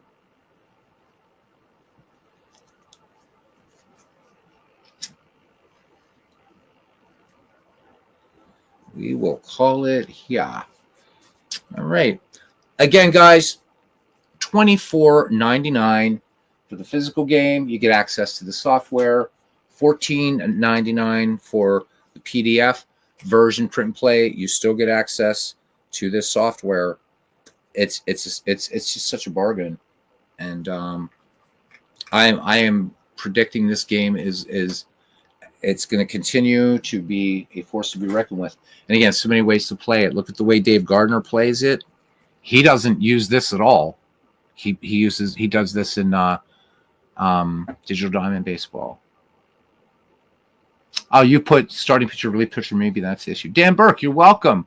We can do something with out of the park baseball. I do want to talk about your if you guys want to hang around, do some out of the park baseball. I definitely want, as I said last night, I wanted to show this because this is very, this is the new kid on the block, and I don't know, what can I say, man? I love it. When it comes to baseball games, I don't care about, you look at these graphics compared to out of the park baseball, and come on, these games are meant to do two different things. But I love the fact that these guys are taking a chance here in a very crowded field, as we've talked about last night, when we had Robert on mic. On the mic here, I should say, not Robert on mic. In fact, speaking of Mike, we're going to give him his wrench here in a minute. That in a very crowded field, in a very niche hobby, which we all are, let's face it. And then when you get folks like me, that I'm a baseball only fan, this has got to really appeal to me because I'm not going to be playing football or basketball or hockey or any of those other games. I play other types of games, but as far as sports, it's baseball. And for them to say, all right, we're going to put our product out here and we're going to make it really affordable. We're going to give you free updates forever. And we realize that, hey, APA and Strat, at one time, there wasn't a Stratomatic baseball. So I really think they have something great here. This is a fantastic update. Again, make a true scaling up screen if that's possible, and a lineup generator in team management, and I'm pretty much happy, ready to go, guys. That's it. All right, so out of the park baseball, I got to start up Steam, so we'll do that, and we're going to talk a little bit. I'm glad Mike Garland is here because I did install the integrated mod. So we'll talk a little bit about that. Okay, Aaron says, I noticed something with APA. When you do season replay, plays games for a while. The stats don't become official unless you reload. Never saw that either. Aaron, you have to make sure that you check an APA that you want to save stats, save box scores. I think if you haven't specified that, I suspect that's what's going on, because as you know, in APA baseball, everything is modular. So if you're working in Advanced Manager and say like you have 1935 in Advanced Manager in your or Advanced Draft, so right, you close that and you go to League Manager, 1935 is going to be in there. So even though you can't have two modules operating at the same time, they are when one is loaded up, the other one is, for lack of a better term, aware of the other one. And I suspect that's what's going on, is something in your settings, my friend. This Pocket Pennant Run needs some level of sound effects. Well, for you, I could see, yeah. So maybe what would be cool is to reach out. I don't know if you're on Facebook, Aaron. If you are, if not, just go to the Pocket Pennant Run website, reach out to them and say, hey, I'm blind. Is there any way, do you guys have any, is there any plans to integrate a Microsoft narrator into this at least?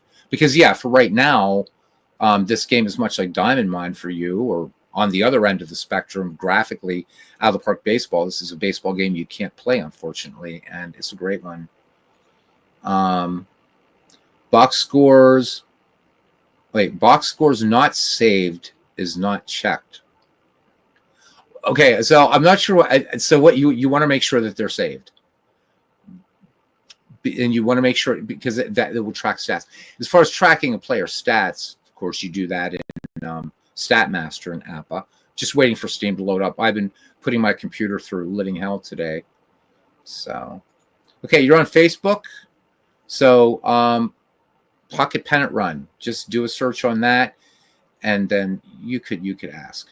Okay, next time we get together. Yep, sounds good. All right. Not a lot of questions here about this, so just waiting for Steam. Waiting for Steam here. Yeah. So Dwayne, where are you on the World Series, man? I don't even know. I haven't been around with anybody like what's going on, and I know Robert's gonna whoop me, but I had some unexpected business to do earlier tonight, so I could not make his dead ball game again, which is probably why he's not here. So sorry, Robert. Robert hates me forever now, I think. So, yikes. So hopefully I don't know if Mike would actually want to come on the mic, but if not, we'll talk a little bit and maybe have him type in chat if he doesn't feel like coming on the mic. Talk about what this mod's about. I will give you, while we're waiting for Out of the Park to come up, I wasn't really expecting to do it, but we can, is this uses, you guys remember when we were talking about the Major League equivalencies? So go back to one day we were all kind of chatting about, and this was still when it was the Howie Shanks League, right, that grew out of McGreevy. And Big Clue just happened to mention offhand to Steve Tate, hey, what about using Major League equivalencies? And blah, blah, blah. And Steve's like, what? And Big Clue says, look what I got to show you. And so that the Major League equivalencies has been a way that being able to bring Negro League players into, right, so they can actually compete meaningfully, if you will, in these baseball sims. So Steve did a lot of work and did about 400 players, I think. So this integrated mod that Mike Garland, Lansdowne Street, worked hard on this mod. You got to get rid of, there's no color barrier now in baseball. They've restructured 19th century. It's a really, really cool mod, but there's some things you have to do. And so maybe with Mike here, we can kind of go over that. If this damn thing is going to load here, I might have to come back and do a separate stream because, again, I was doing some really intense work on this computer today, and I think it needs a reboot. Unfortunately, I hate that, but there you go. It's a fast computer, but when you only have 16 gigs of RAM, shit happens. Shit happens. In the meantime, if I tell you how to use the mic, yeah, pretty. If you have your mic set up, all I have to do is invite you, and then I add you to the stage, and you'll be able to talk, and everybody will hear you. But I don't think, yeah, my computer's being a bitch. So I'll tell you what, guys. I have such a good crowd here. But my computer's saying Bafangustunad, because I could come right back here in about 10 minutes and pick this up. In fact, that's what I'll do. So give me time to just reboot, refill my water, and we'll come back and we'll have Mike hopefully on the mic, and we'll talk about the integrated mod. That looks really cool. It's massive, adds a ton of new ballparks. Plus, you still have Mike Silva's ballparks as well. But for 19th century fans, it's a real treat. You'll see some really cool stuff. So let's do that. So Dwayne says he's still in the 1911 World Series. Guys, check that out. He is replaying every World Series using Out of the Park Baseball, which is awesome. He's also doing the APA Bats, the pre-1960 league. He's doing that in Digital Diamond Baseball as the companion, but actually rolling the dice in the APA Master game. Also doing 1978 Braves and Yankees. He's doing red, white, and blue racing. Does all kinds of crazy stuff. For the guys here that are in, Ken Castro says research. We don't need no stinking research.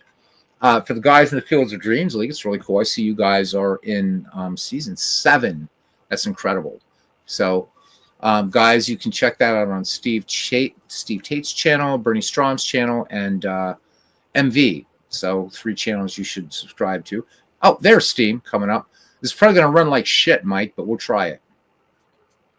We'll try it. And if it runs like shit, then we'll just talk about the mod. Sorry about this, guys. I should know before I'm doing a stream to go from a fresh boot, but it is what it is. Oh, yeah, man. This is like saying bad words to me.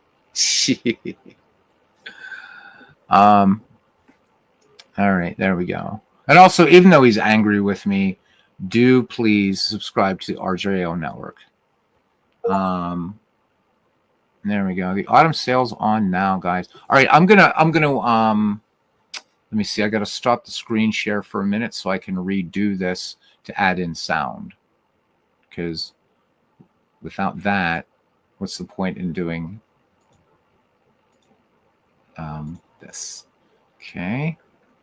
Get my headphones on, and I'm going to put the invite into chat for Mike Garland to join us. Anybody else wants to join too. But I want to give him an opportunity to talk about this mod because it's really great. It is really great. Any of you hanging around here from the Pocket Pennant Run Facebook group, if you're also Out of the Park players, you might want to hang out because we got 2 great creators in here tonight. Mike Garland, who is the creator of this awesome, great new quick start Major League Baseball classic teams, split into decades and stuff like that. Great. Also his integrated mod. Mike Silva, of course, with his ballpark mod and uniform mod. So very, very, very chuffed to have both these guys in here tonight. Yeah. All right. So let's do this, man. Let's go to our library. Give that a minute. And we got new comments.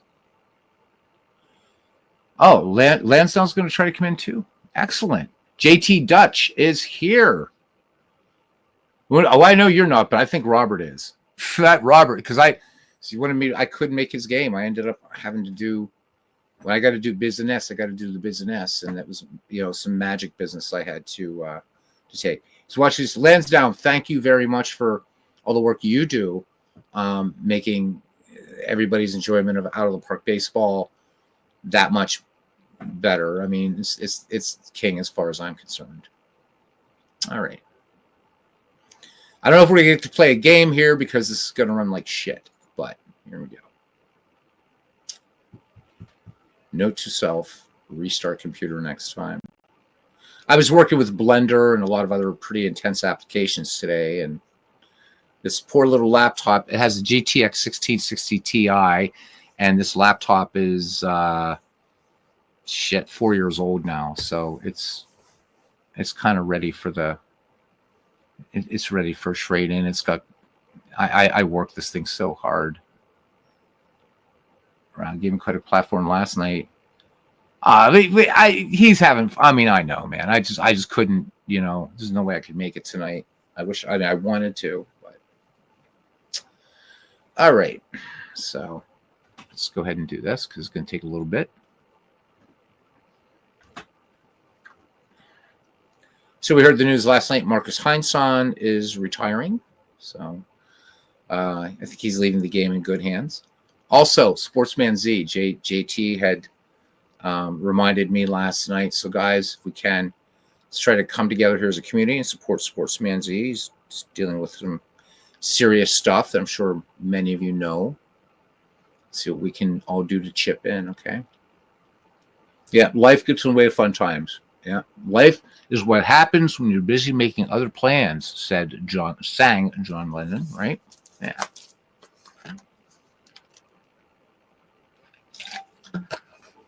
Damn, for as long as this has taken, I probably should have rebooted and come back with a fresh stream.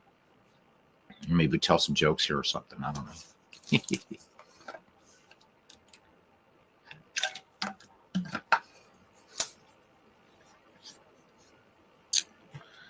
Oh, my. Bob is the prince of a guy. Just want to help him out. Absolutely. So talking about Sportsman Z. Yeah, I mean, this community it's a great community. You know, I've been a member of our YouTube gaming sports community. We kind of call it unofficially. I found it in 2016, I think it was. And you know, our Red Sox fan and the two Earls, D. Scott Howard, Ken Castro, Clinton Parks, ID Jester, some of the original guys that I knew from that Baseball Demos was here at that time. And the communities continue to grow. And so anybody that's been here, you know, from the Facebook group, please, you know, hang out, man. There's lots of not all kinds of great channels on here, baseball focused, other sports, whatever. Join the family. Dwayne Martz is starting some shit, and I'm going to make him come on the mic. There's jokes. Some people think Mickey Mantle is not the best center fielder in Major League Baseball history. So, yeah, Dwayne Martz, he said he would take Mickey Mantle over Willie Mays any day in center field. We are trying to disabuse him of such a notion. Not that we're knocking Mickey Mantle, but there we go. So JT Dutch says he thinks the only guy better than Mantle is Mays. So see, there you go. All right. So guys, first thing you do, talk about the integrated mods. You want to go to Workshop Central. Well, first you got to be in Steam, and you got to find the mod. So you go to Workshop. And there we go. Look, see this Mike Sola here. Yeah, it's Mike Sola mod. This one is the other mod that we showcased. This is classic Major League Baseball teams by era. This is great. By Mike Garland with with Lansdowne Street, and of course talking about the choice of the 1979 Pirates or the 71 Pirates. But the mod that we're going to be talking about tonight is the integrated mods. You can find this on the Workshop, which of course I just saw it on the last page there, but there it is. So here's what it does. We're gonna rate what these guys, read what these guys put on the tin. All right, so this mod for Alla Park 25 introduces 212 Major League equivalency versions of Negro Leaguers into historical games with a modified database, 4 Negro League expansion teams in 1911, and a revised 19th century league structure. Negro League player stats based on Eric Chalick's Major League equivalencies. To retrieve the user guide, blah, blah, blah, you can read all this. So this is really cool. It also adds appropriate logos, full uniforms. He says, thanks, no pepper. And ballparks for the expansion NEL teams. And then there's a link here if you want to check out the Alla Park Development's forums for more about what this is about. So Mike continues here. If anxious to just dive in to see these Negro League grades play, load the database as instructed by the manual, start in 1901, turn off the color barrier, make it easy for the expansion teams to draft players in 1911, see the manual for settings, ensure the amateur draft is on, and give the game a whirl as you otherwise would a historical replay. Thanks to Garland for all the hard work on this, Eric for allowing his work to be used, Lucky Man for the work on the manual, and McConan, I guess it is, yeah, for the 19th century MLE assist. So there it is. and then there's the toggle, and we're gonna have Mike come on. So this might actually put up here by Lansdowne Street. I hope he does come in. That'd be nice. John DFW joining us. All right, I'm gonna go ahead and put the invite in here. All right, and then so Mike, what you do is you click on that link, and I will add you to the. I'll see you in the green room. I'll add you to the stage, and we'll be able to hear you. Ah, there he is. Hey, Space Dandy. I like that. It's got a kind of Mystery Science Theater 3000 vibe. Welcome in, man. Thank you so much. So it's kind of like Mike Silva. I've seen you guys, just posting all kinds of stuff and doing all kinds of stuff in Out of the Park. And really, thanks for what you guys do. I mean, you've made an already excellent game, just absolutely superlative in what you do. And there he is. Of course, I think it's fitting that it's Rube Foster. It should be Rube Foster. For here. All right, let's get back to the game, and I'll wait, and we'll see if we get. There we got. All right, Mike. How about you say something? Mic check 1 2. Hey, everybody! Welcome in. Welcome in. He's here. How you doing, man? Did I lose you? Okay, we had a mic check 1 2. If you're talking, I can't hear you. I'm lagged. There, you're lagging. Okay, so what you want to do is you want to kill your YouTube volume, so that you're just getting the volume. Like this would be like us talking on a Zoom call.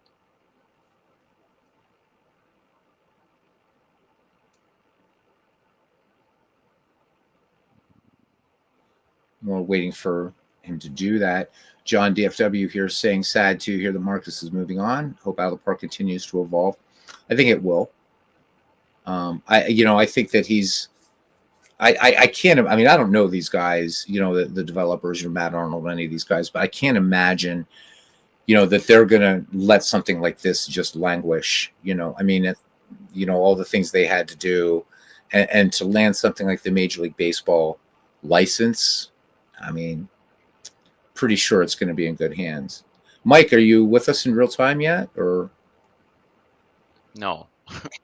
So you're like really lagging behind.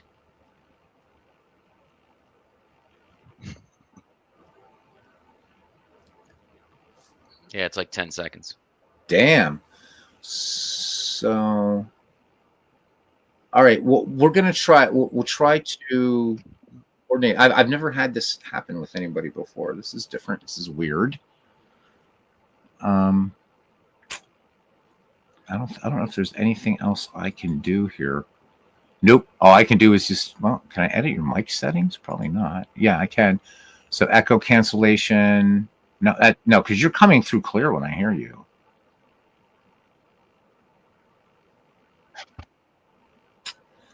Do you want to try to jump out and jump back in and see?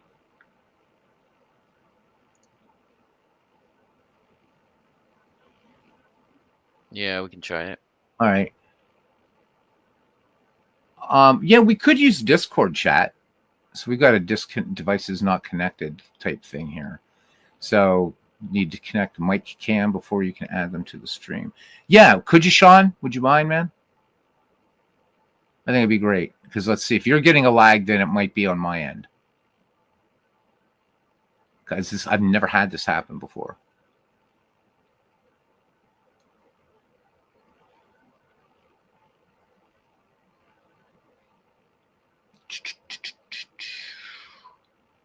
This is where I should have like a chorus line of, yeah, some kind of sultry artwork here or something. I should put this link up here for you, Sean, again, I guess.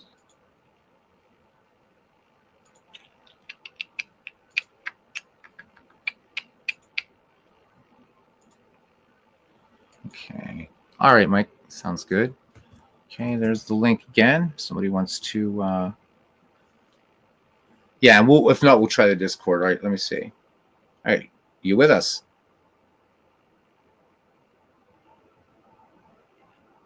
All right, let me test Sean here. Hey, Sean. Yeah, I think it's my PC. Sucks. start humming the theme to Jeopardy. Oh, shit. Mike, check 1, 2. Yeah, it's definitely because Sean's not answering back either. So I think it's something on my end. It's got to be because this is we can like do games like in real time in this. All right, guys. So here's what we're gonna do. Sorry. No, that's okay. So Sean, are you hearing me in real time, or are you getting a lag? Okay, 1 sec. Just 1 sec here, just because I got to make sure the others shut off. Okay. Okay. Just Are you? yeah, Are you? I'm hearing you in real time. Okay. All right. Then it's not on my side. Okay. All right. Well, You're hearing me right away too, eh? I'm hearing you right away. Yeah, like we're talking. All right. real See, time that's here. why. Oh, see, I'm glad to help. All right. Thank you, man. Appreciate Instead you. of causing shit for once, huh? Hey, there you go. All right. I'll step out. All right. Thanks, Sean. Appreciate you, man. All right. So I will at least get, so we got new game. I really want to wait to get Mike on here. So let's try again. Add to stage. Okay. So Mike, Sean was able to talk in real time. So All right. How about now? I'm hearing you. You're hearing me? Yes. Yes. We are ready to rock and roll. All right, Mike, I'm gonna be in Egypt. You're gonna talk me through this, man. How's that sound? Excellent. Sound good? All right, man. What am I doing? All right. You're going to want to, well, you installed it, right? Yes. All right. So go ahead and go to new game. You got it. And you can do new historical game. All right. And I'm not going to mess with No. the challenge mode. I don't care. Okay. And here we are. And let's give it a name. We're just going to call it, I don't care. Oh, God. Yeah, Jesus. Oh, dude. I don't know. Okay. This is like so Here you go. bad. So you want to go to advanced mode at the bottom. Okay, cool. And you're going to select no. All right. Okay. All right. So go ahead and just make a name for it. Okay. Let's put test integrated or whatever, just because why not? Okay. And I know I didn't spell it the way you did. Okay. All right. Gotcha. Put your starting year, whatever you want. Somewhere before, between Well, 1901 and. Let's do 1901. Why not? Okay. And then add new league. And this is the only Okay. tricky part. Okay. So you guys are watching. Here we go. All right. Add historical league.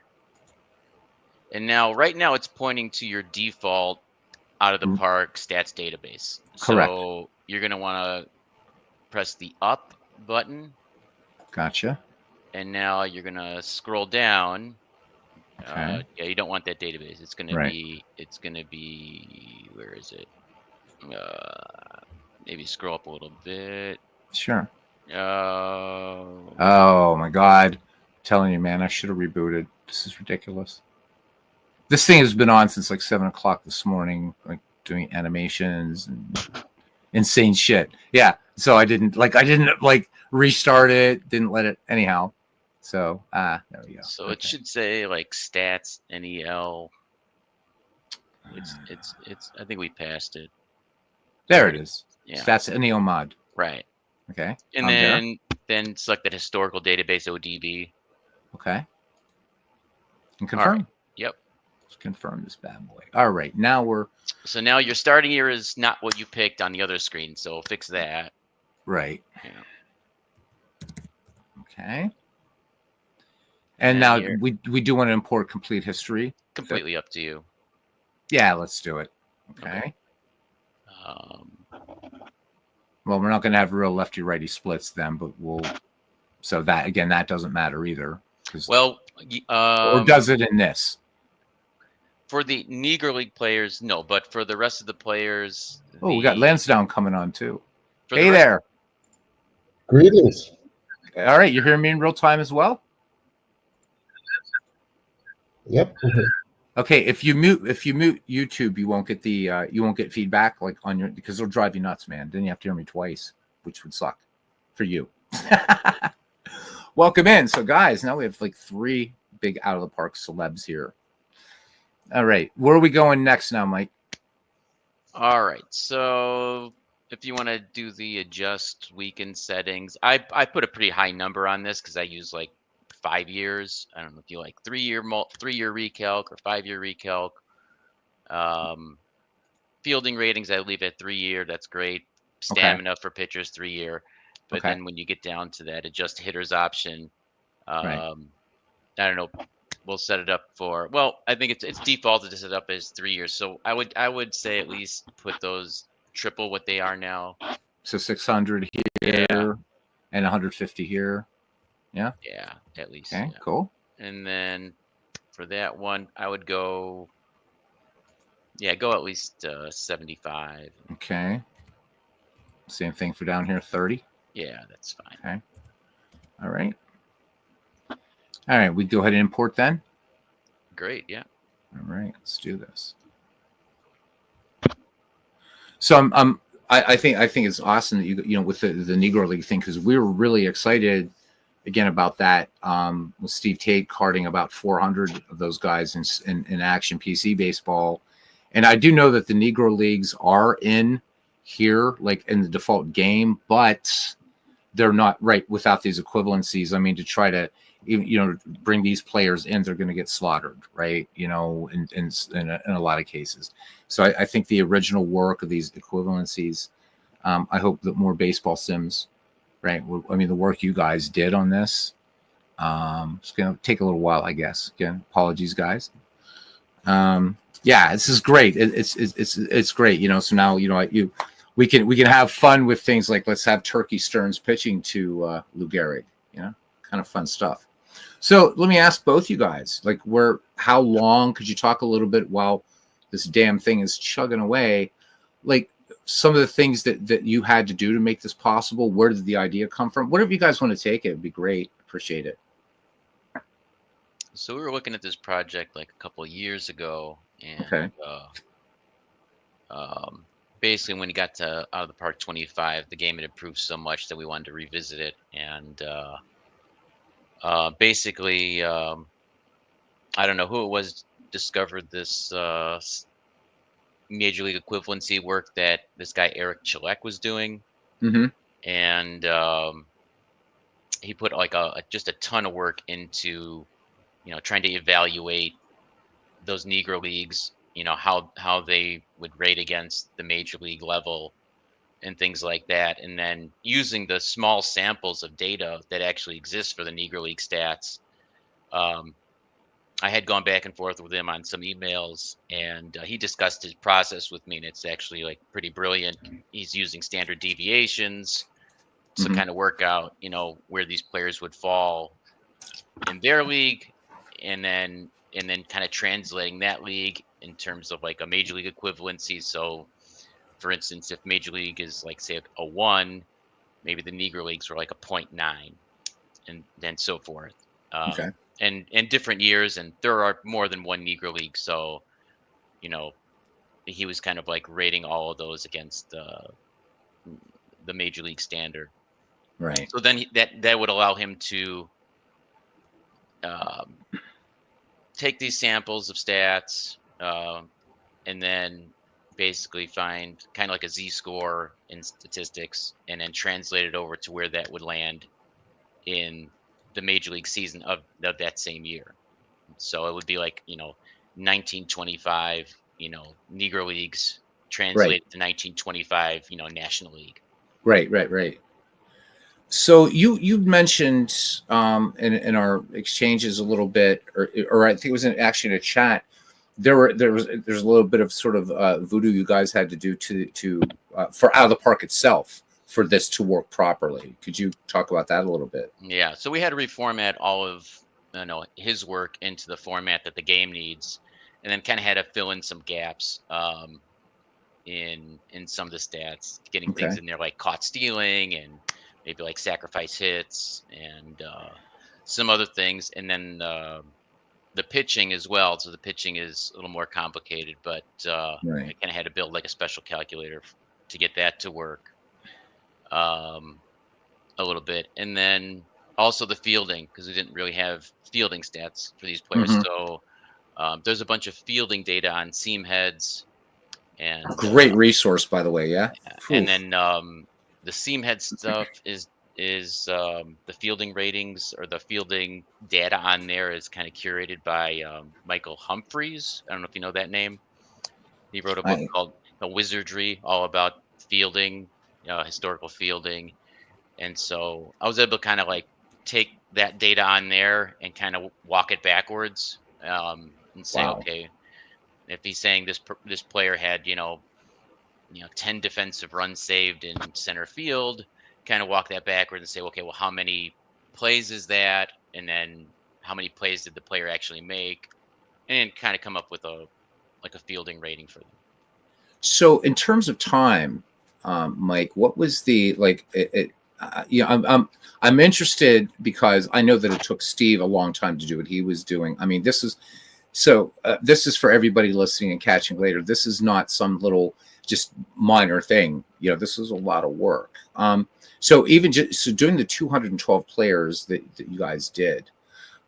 So let's say you decided at some point, right? You have James Riley. I think that's his name, right? James Riley.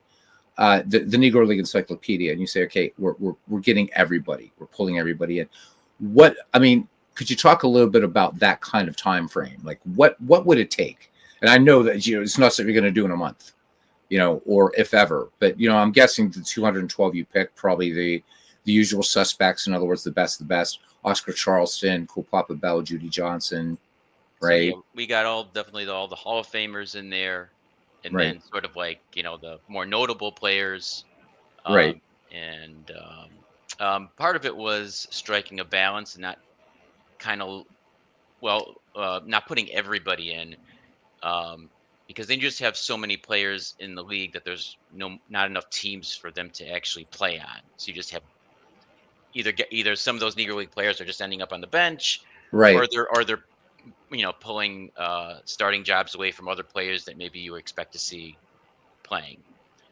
Okay. So it was kind of striking a balance. So what we did was we added 4 teams to the structure in 1911. So the game will automatically have you do an expansion draft to begin the 1911 season. Oh, cool. And so we added the Kansas City Monarchs, Chicago American Giants, Homestead Grays, and Birmingham Black Barons, and they actually eventually in 1961 and 1962 turn into those expansion teams. Oh, nice. Right, so it's just like That's seamless. Great. It's just if the Mets started earlier and they were, I don't know which team we have them as, but yeah, one of those teams. Brilliant. All right, so where are we going from here? I'm sure these guys want to. All right, see some stuff. Do I need to do anything in settings? If you want to do some, you can. Let's see. Click on it and we. Well, the one thing I'm going to change, I know baseball uses 20 to 80. I use 1 to 100. I always use 100. Yeah, the 20. I mean, I've read about the 2080 system, what it means, but it's like, I would get rid of it doesn't make sense to me. I'm not a professional baseball guy, so. All right, man. Let me see. Anything you think we should get rid of the coaching, get rid of the owner goals. Oh yeah, I mean definitely that's crap. Anyhow, I don't use this. So no fictional pictures. I'm not a face. I know you guys say to use the face gen mod. That could be a problem. I don't use face gen. I guess I could turn it on for this one since you guys did say it's not an issue, and if you don't have it loaded, then you won't see them anyway. Yeah, I mean I've just got to get the players from Seamhead, and I've got to update anyhow. So I know Cheech does these pictures both for Out of the Park and Action PC, but. All right, so for now, we'll just leave it like this because it does put in logos. I do like that. Out of the Park will do that if you don't have the pictures. Yeah, All right, let's turn off injuries. Mm-hmm. Why the hell not? I want to see these guys play. So, yep. I get rid of all that personality and play. Yeah, I don't fictional. Usually, yeah. Boom. All right, we're gonna leave everything here for do the disabled player development. Yeah, where the hell is it, man? It's there it is. And then the lab and all that stuff. Because the players are still going to develop. They're going to develop according to their recalc period. Right. And the lab too. Okay. I think I killed it. Yeah. No, go above. There's still the lab. Oh, this guy. Yeah. There's lots of labs. Yeah. You know what? I do have to say though, just as an aside, very quickly, I do like that player development thing that they've put in there now, the new thing this year for like, sort of fictional leagues or like this McGreevy league that we're talking about. I think it's a neat touch. I think it's kind of cool kind of throws in a little bit of, well, what if I and I unfortunately one night I demonstrated, using Hannes Wagner, which was kind of stupid. I should have taken a kind of just mid-range player and say, look, this guy, he needs to get on base more. So I do like that, and I'd like to see them see that played with more. Let me see what else do we want to do. Reputation system. I don't care about that either because we're not doing anything here. Did I get everything that's salient here? I'm not sure. Looks good to me. All right, man. Mike, there's two things. We usually do storylines, and we fix the expansion draft settings here. All right. Because this is a screen like I rarely play around in here. So if you go to the right hand side, there's all those other teams stuff, rules. Yeah. So you can do some of these right now before. Might as well. All right, we're gonna leave these. These are great. Fine. Yeah. Yeah, I love these. This is cool. All right, rules. No designated hitter ever.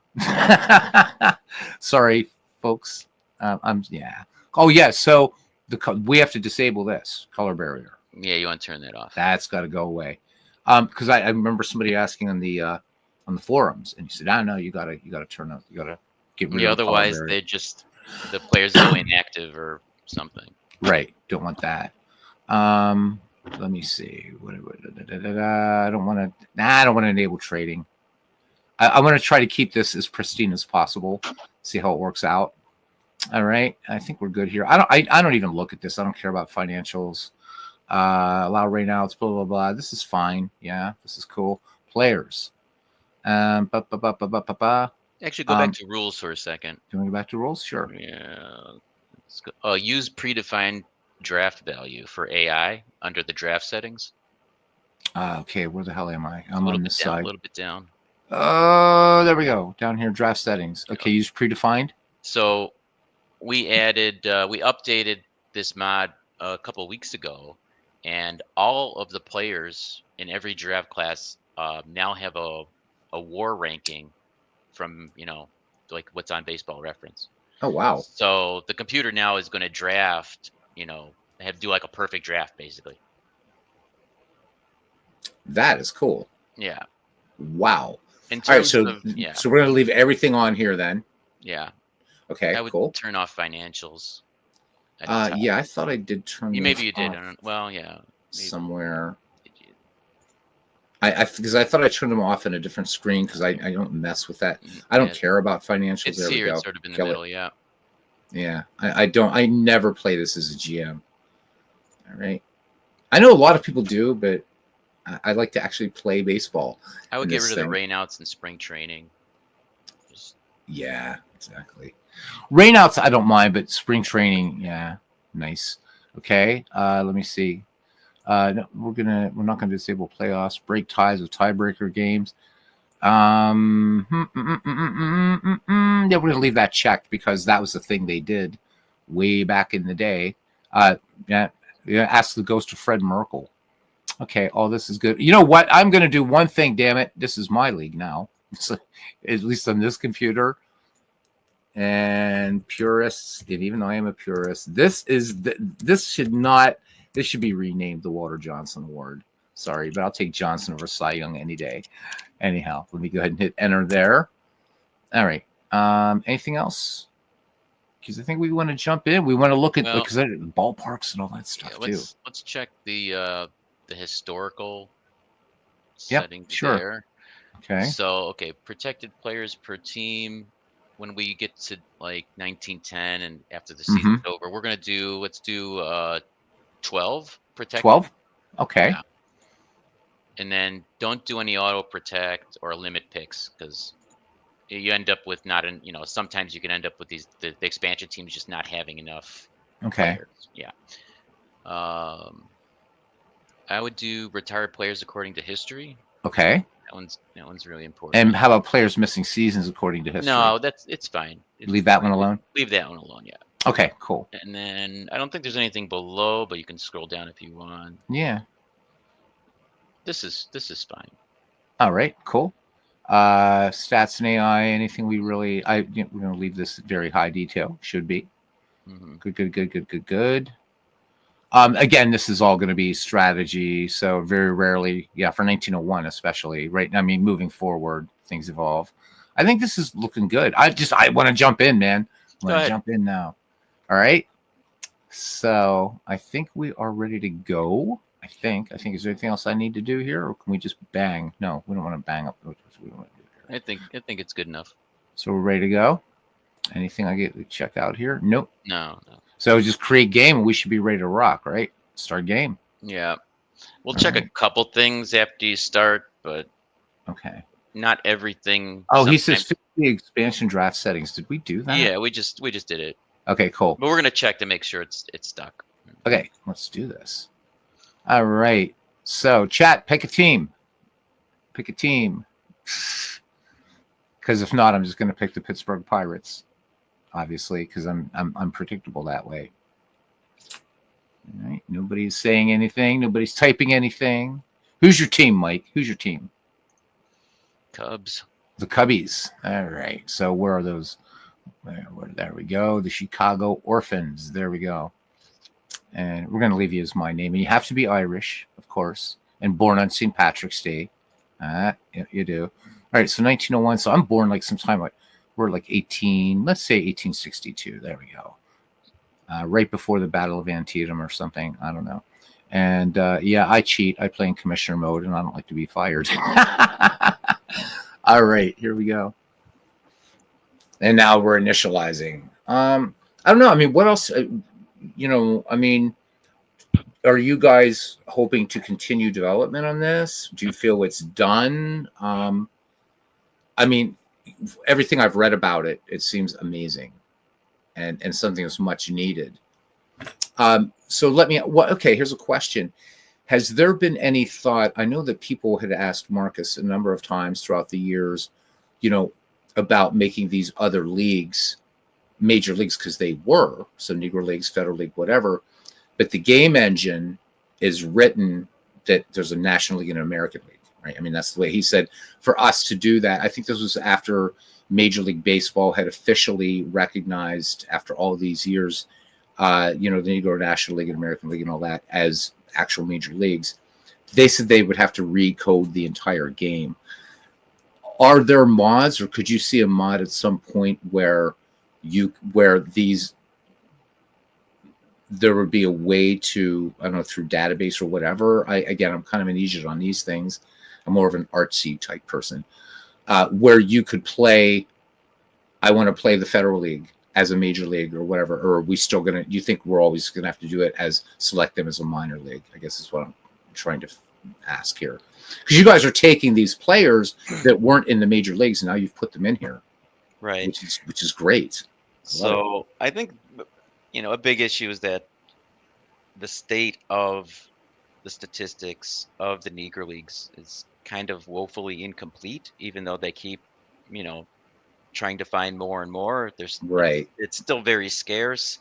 It is. And then on top of that, like for the major leagues, we're fortunate enough to have, for the National League and American League, and everything back to 1871, we have all of the league totals that the game needs for the engine, and it's just not going to exist for the Negro League. So you'd actually end up having to do a lot of work kind of like inventing some of that stuff. And I mean, just to do these 200 players, this is kind of a boutique mod. Like we had to build every player individually. We had to make their player ID, get all that information in there about them. And then get the translated stats in there, do some testing on it. To do it for we didn't take all the players that Eric Chilek had in his database. He has more, but I don't know that adding more would necessarily really do that much. Well, I think having and believe me, this is like amazing. I'm just sorry that, again, I didn't reboot and restart from a fresh start, because this is like really crappy. This is doing this. No, I think what you guys have done is It's absolutely astounding. And kudos. And I mean, it's I mean, you were talking about too, how about, stats, how much harder to find it for the Negro Leagues. Well, I mean, let's not sugarcoat history. A lot of those, black newspapers at the time, right? I mean, very short-lived, a lot of them. So to even find those stats, if there was any interest in Negro League baseball, even by, established newspapers, whether it be the New York Times, Daily News, Chicago Tribune, whatever, was fleeting at best, right? So, I mean, in a way, it serves. I'm not trying to get on a pedestal here, but it does, should serve to remind us of, it's one of the dark stains, if you will, in our history. That so through the work of what you guys are doing, certainly what Mr. Chalik's doing, to at least get people to realize, look, there are all these great players who never got a chance to compete, and while we can't redress that, we can. Because this channel is really about learning about players and learning about baseball.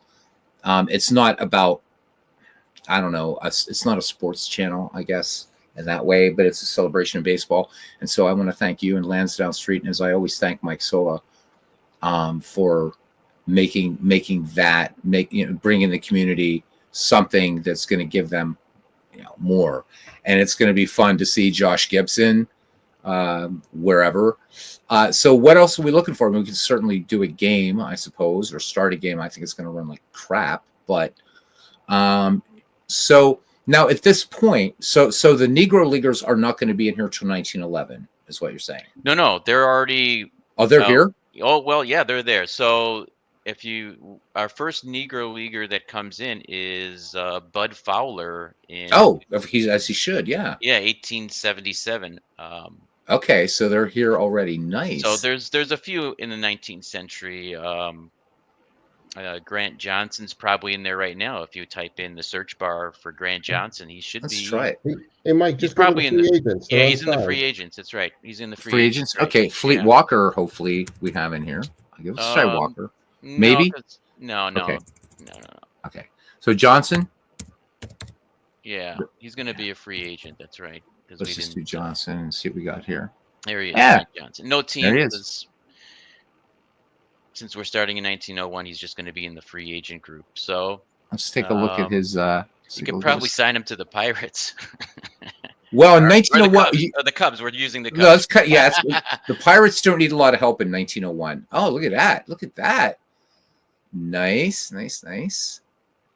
So there we go, guys. So these are the major league equivalencies. So, and this is his record up to night, but we can look at real life stats. Look at that, man. That guy had a hell of a long career, didn't he? Jeez. So this is brilliant, man. I get so when I was a kid and used to collect baseball cards, I'd look at the picture really quickly, but I flipped it over and it was this is what just enthralled me, right? Looking at the stats and stuff like that. This is so great. All right, so yeah, let's sign him. You want to sign it? You want to sign Grant Johnson? Check out all the free agents, because any of these Negro League players wouldn't be assigned to a team, because you can see his team right now is MEL, so there's no such team. So right. But we are seeing real stats, though. These are the MELs, the major league equivalencies. The MLEs, right? MLEs, yeah. Mm-hmm. Sorry, it's the. I'm in Egypt. All right. Go to the off-season center. All the free agents are there. Yeah, let's do that. Where am I? I'm sorry, guys. I'm kind of getting. MLB. I dropped down. Over here. MLB. No, MLB top. Oh, this one. Yeah, there we go. Right, off-season center. I don't know why I'm just being an idiot tonight. All right, and let's look at players, free agents. Carlos Moran is at the top. Holy moly! Look at this. And of course, and we have, of course, guys that that we recognize. I'm trying to find. Yeah. Wow. Go back to the off-season center. The top 25 free agents will show their picture. Okay. Yeah. As soon as this thing, again, I am so sorry, man. 1,000 times. There we go. Carlos Moran is there. I got to change that. And Buckner should be there too. He's a two-way. Who should? I'm sorry. Harry Buckner. There's Regino Garcia. There's Saul White, Grant Johnson. This is great. This is great, man. This is great. I think I saw Frank Grant on the other page, probably somewhere in the mix. Wow. There's Harry Buckner. This is incredible. This is absolutely incredible. Wow. You guys, man, this is amazing. This is absolutely amazing. Now again, probably a stupid question. So now as this goes on, so we're going to expect Satchel Paige at some point. 1927. So these guys are going to come in when they should come in, or I mean, Yes. so nice. This is incredible. This is incredible. I don't know. Any questions in the chat? Or are you guys just like blown away by this? Because I am. This is amazing work by both of you. Major kudos. And when you had told me that you guys had to really modify, do all this work with the database, there was something else you had to do as well. I'm trying to remember what it was you said the other night, or you typed the other night in chat, Mike, about the rosters to make it to work. There was something you had to do to trick Out of the Park into. Oh, that was for that that classic teams thing. Oh, for the classic teams. Okay. Yeah. Another great man. You've been busy. Now, so Space Dandy. I love it. So Lansdowne Street, did you also work on that mod as well? Or is that strictly a Mike Garland job? On the classic teams, I'm mostly just chatting baseball with Mike and going over the teams and who ought to be in, who ought to be out. Right. Yeah. So I wanted to ask you, I got you on here, and it's cool.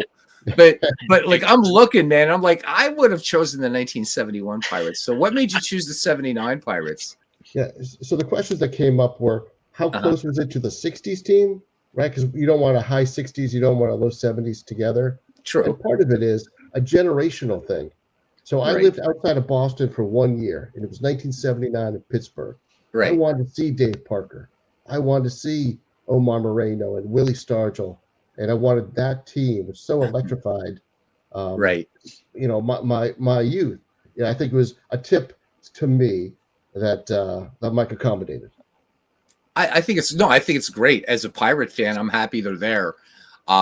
It's just my thing. It's like, geez, Roberto Clemente. But yeah, certainly, I mean, that 79 Pirates, great team, electrified the country, the whole We Are Family thing and all that. And I think it's cool. So I'm glad to hear your reasoning for it. I don't think it's bad at all. If you would have picked this, well, you wouldn't have, not with the nature of that league. If you would have picked the 73 Pirates, I would say, what are you smoking? Because that was their only bad year in the 70s for obvious reasons, loss of Clemente. But let's look around. Oh yeah, ballparks, man.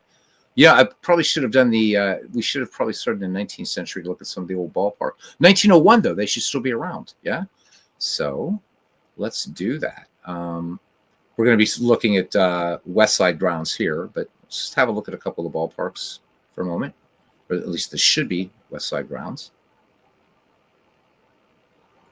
And the new teams, when they come in, should have ballparks tied to them. Okay. There we go. So, guys, if you want to look at there it is. And again, as we've talked about before in our basic tutorials, when you see these, the park factors are right. If this shows Citizens Bank Park, it's not. Love to know why Marcus always uses Citizens Bank Park for everything. Right? You guys know Out of the Park 8 is like the free Out of the Park, and that was like the only field, right? And Out of the Park 8 was Citizens Bank, and I'm like, okay. So does Marcus have some sort of tie to Philadelphia? Did he just decide, I like the look of that park or something? I don't know. Do you guys, I want to get both your opinions just off the record, because what do you guys think of Out of the Park Go? I'll give you my opinion. I think this is the best version of it. It's so smooth this year. Love it. What do you guys think of or do you guys not play it much, or just curious what your thoughts are on that one? I don't play the mobile version. I did have it. I didn't have it. I had a previous one, and I played it a little bit, but yeah, I'm more into playing it on the Steam Deck now. Okay. It's because it's the full game, but you have it on this portable device, and it's a perfect game for that. Steam Deck. I love it when I'm going somewhere and just take it and play, and it just plays great this year. Now I just wish they would they would get rid of that awful default ballpark. So if you're playing like dead ball era or like into the 1930s, you get the kind of minor league stadium that comes with the ballpark construction kit. Right. They use for that. But when you're playing in the 60s and 70s, you get that awful generic. The first time, right, was it Out of the Park 16? I think was when this thing first went 3D, or 15 was one of the two. Hmm. That I hate that ballpark. It's like, come on, at least if we can't. I realize, you know, it's a lot of storage to actually have something like Mike's Mod and Out of the Park Go. It's not meant for that. But all right, so should we do a game? Should we do part of a game? What do you guys suggest here? You guys you tell me. I mean, I'm gonna do games on this, but I mean, what anything you want me to look at here now, or want the guys Mike, to see? I'm tempted to get to the draft. I don't know how. I want to go to the draft too. What happens to these free agents when we have no financials? Do they get somebody? Do these teams grab them up? Well, should we find out, gents? All right. So what do we want to do? We're going to go ahead and just do this. Boom, and right. Yeah, then we'll check back on a couple of our free agents, see where they landed. Maybe do. Well, see how many free agents there are right now, Okay.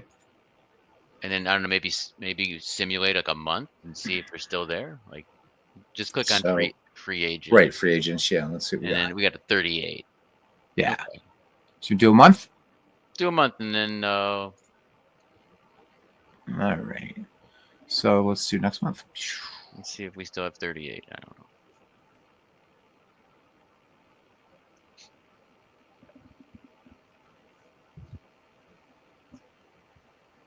So appreciate we still got 9 people hanging in. So these are the hardcore out of the park players. So good. Thank you for hanging out, and hopefully you're taking notes. What's going on? So let's see. Oh, there we go. We went streaking. Nice. We didn't even set our lineups or anything. No, we didn't. What the hell? We did not. I would say just even just let the computer manage the Cubs. Yeah, we could certainly do that. We can certainly do that. Do we want? Let's just for giggles. Let's look at. I just want to look at standings and just. I don't know. It's just this is just brilliant stuff.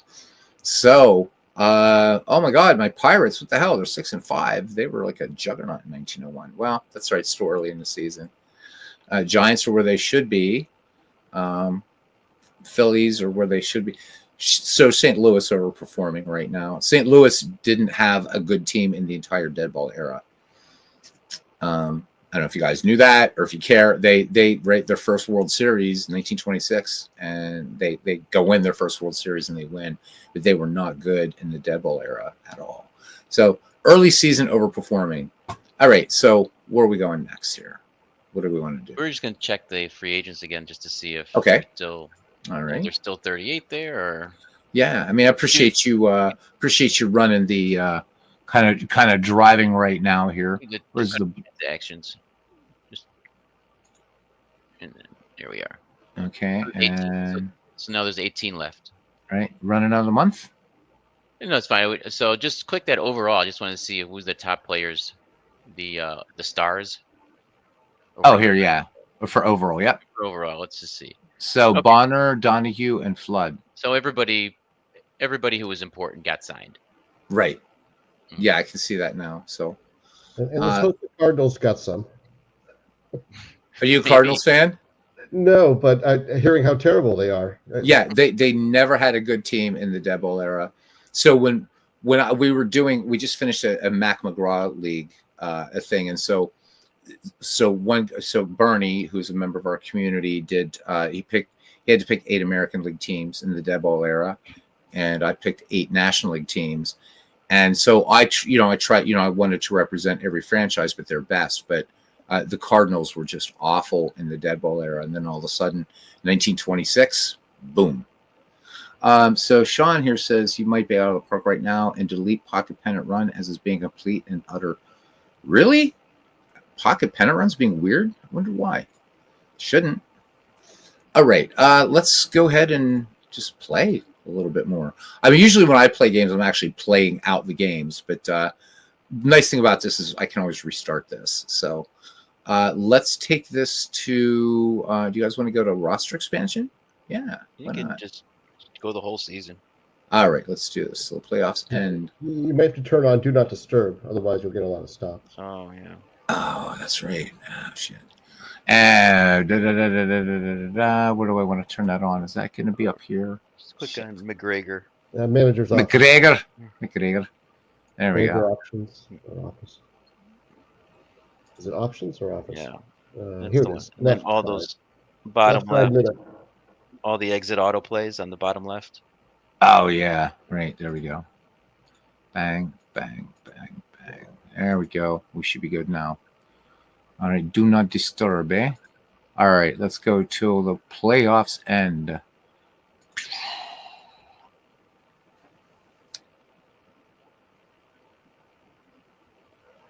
I think because I play this mostly with field managing and stuff, there's so much to this game, and I can't pretend to be any out of the park guru at all.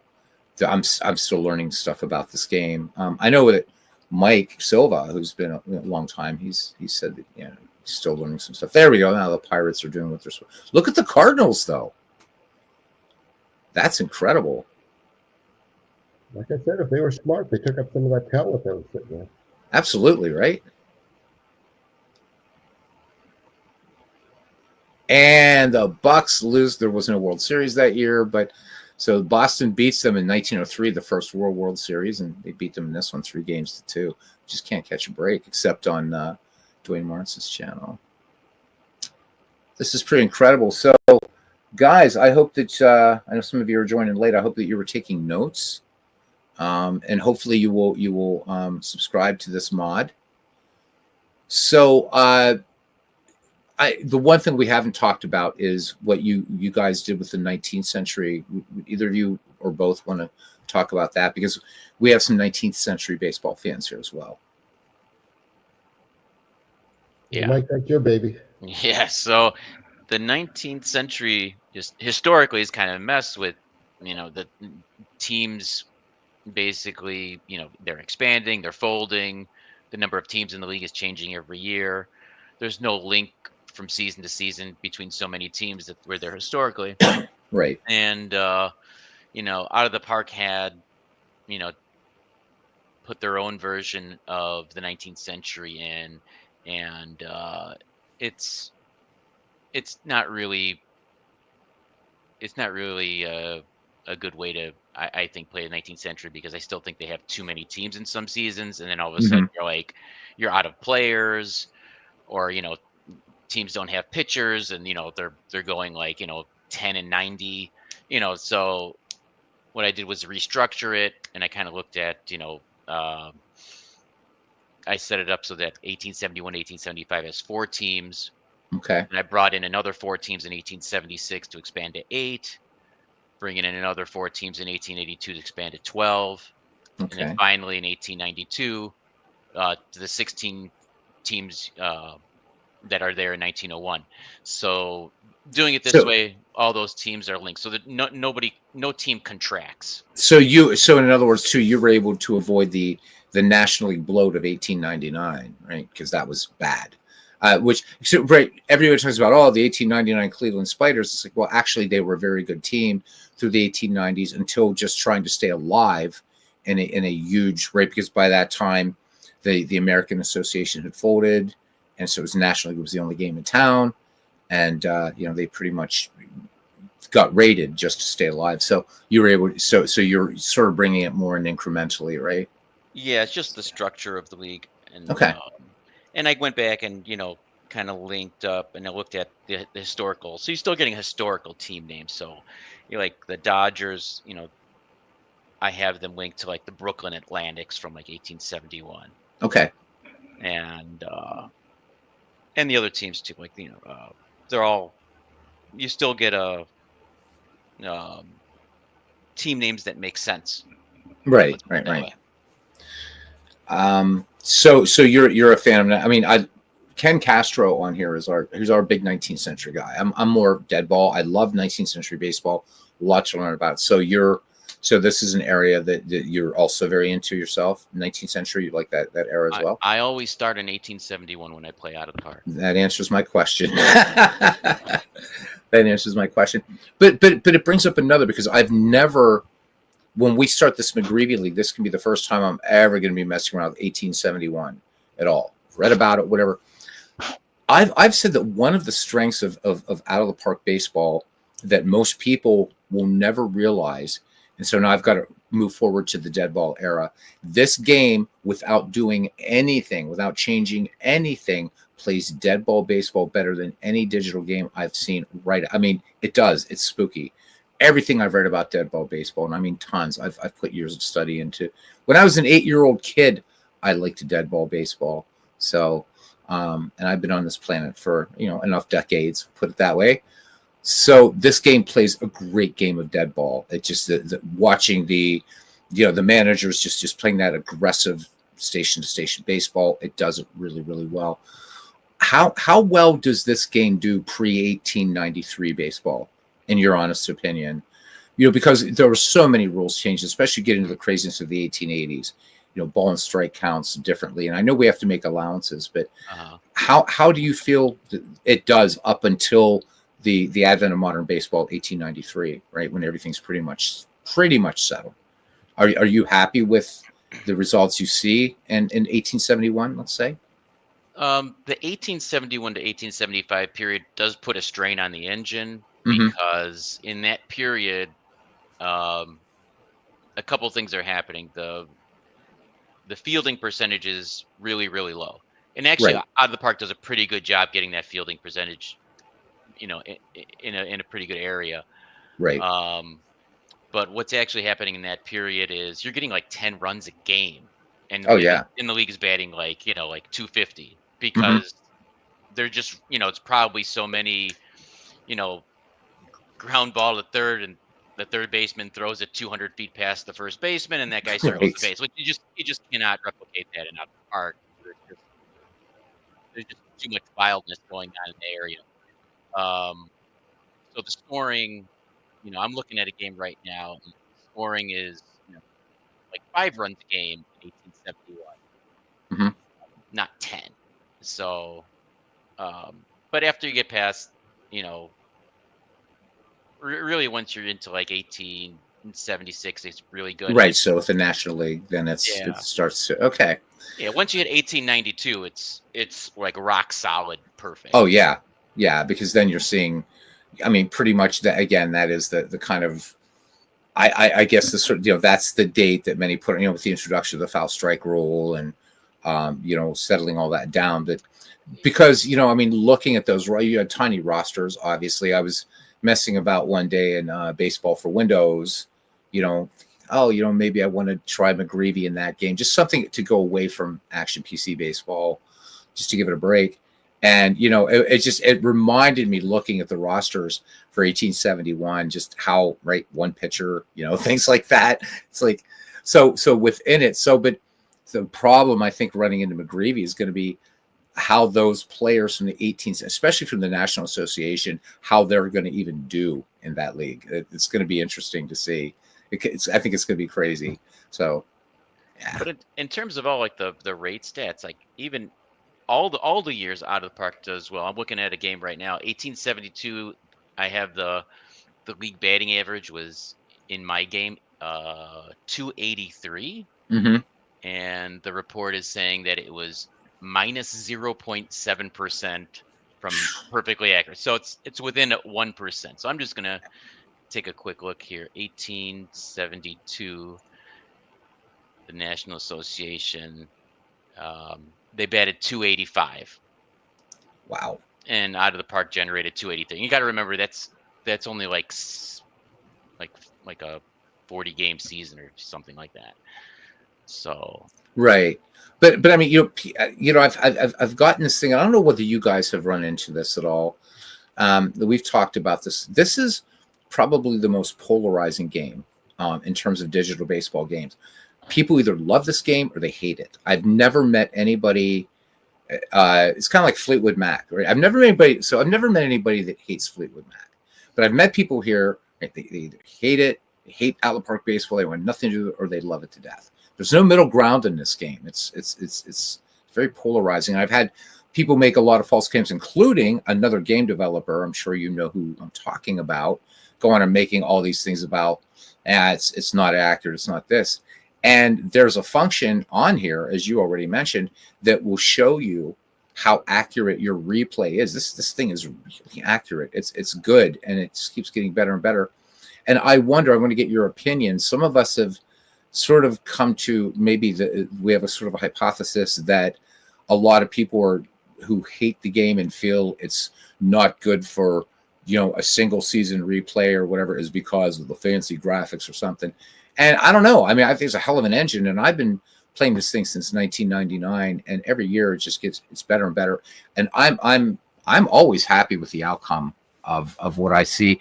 I don't do a lot of strict season replays, but even just seeing how players perform in a multi-era league or something, I mean, it's pretty damn dead on.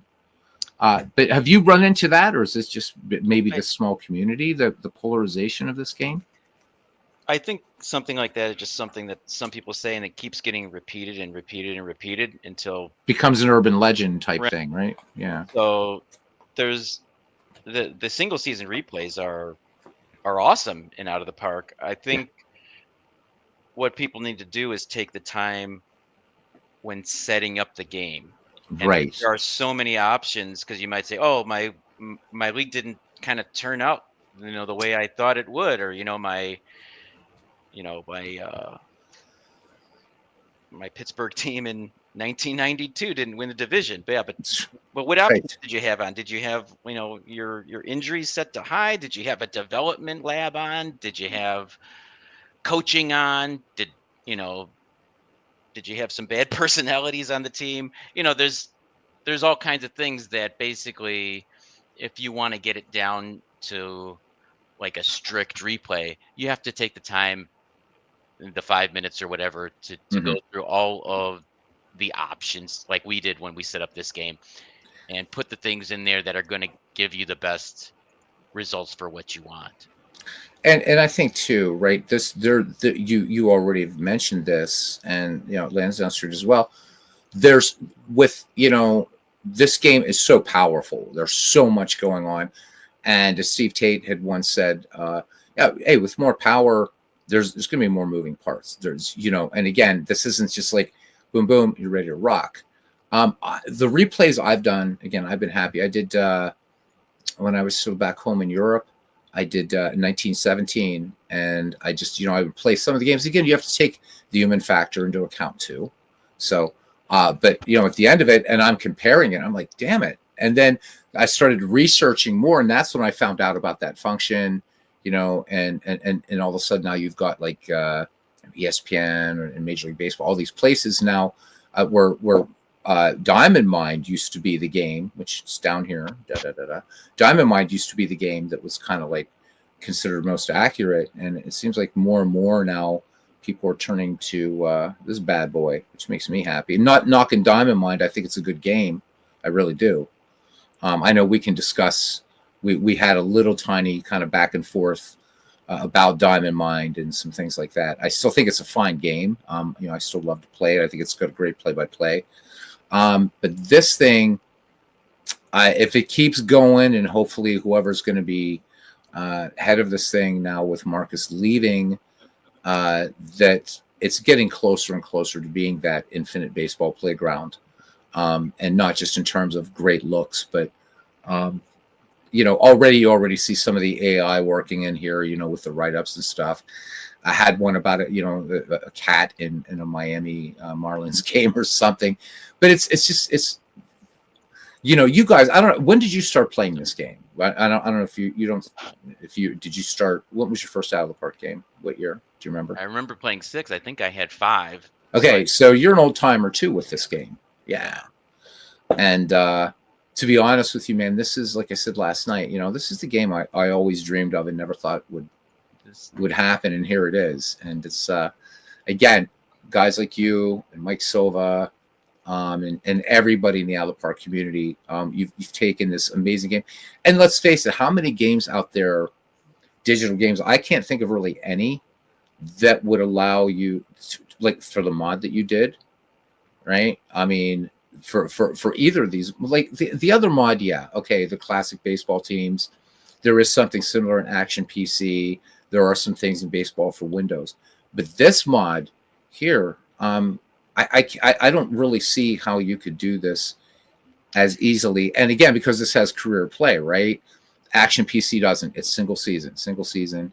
And even if you buy that next season, that season doesn't know the previous season. You know what I'm saying? There's no career play in that game. Not to knock it. It's a great one. It's a great game. I do want to mention another thing about the single season replays that are a big step forward in 25. Okay. Is we went back in and it's all the pitchers have their batting average against balls in play, batting average, their BABIP rating. Right. For every team in history. So we had, we added that to the database actually in 24. And it was sort of, the engine was kind of improved. Well, we're kind of actually redesigned for Out of the Park 25, the rating scale. And Matt Arnold went in and he did the work to make sure that those ratings came in right for that. Mm-hmm. And we then would look at tying the fielding ratings also to that. So we can go back and look at any team in history, and I can find out how many hits they saved on balls in play because we have on Baseball Reference the team BABIP against. So if I know that the 2016 Cubs saved 160 hits, that should be present it's going to be present in the pitcher BABIP, but also in the fielding ratings. And right. We did a lot of work on the fielding to find out who actually made those plays, who actually saved those hits on the field. So at the heart of Out of the Park, it's the DIPS engine, which says, the pitchers really don't control what happens once the ball hits the bat, outside of the home run. Mm-hmm. That's the basis of the game since like Out of the Park 7. And it still is. It's just when you're doing a replay now, you have that BABIP rating for pitchers, and it's just enough to push some of those teams in the right directions, the correct direction where they were historically. And it's enough to shift the wins to a more realistic result. Because without, like, for instance, I'm just using the 2016 Cubs as an example because I'm familiar with it. Mm-hmm. Those 160 hits they saved, I mean, it comes out to like 100, and it's over 100 runs. And 100 runs is like 10 wins. Right. That's a team that won like 103 games. So it's like if you didn't have that in the game properly, and it's just kind of sort of like their BABIP was average, and you didn't have the fielding kind of quite right, well, they might turn into like a 93 win team instead of a 103 win team, and that's a big difference. It is. And the same thing goes on the other end. You might have teams that are really bad and who are winning too many games because they're not as bad as they should be. But with Out of the Park 25, that's really revamped. I remember early on doing some testing, and I was checking like the 1939 Yankees because that's a team that is also one of these teams that's like they saved like 150 hits or something on the season. Right. And I remember we tested it after we had all the ratings in for the pitchers, all the ratings in for the fielders, and they absolutely nailed their team pitcher BABIP for the season. And I'm going to just check what it was on Baseball Reference right now, because it's an extreme team. So I always want to check extreme teams, because if the engine can handle something really extreme, I know it's going to handle everything in between. Right. So like in the 1939 season, the American League, the BABIP was 292. Mm-hmm. and for the Yankees, 255 against them.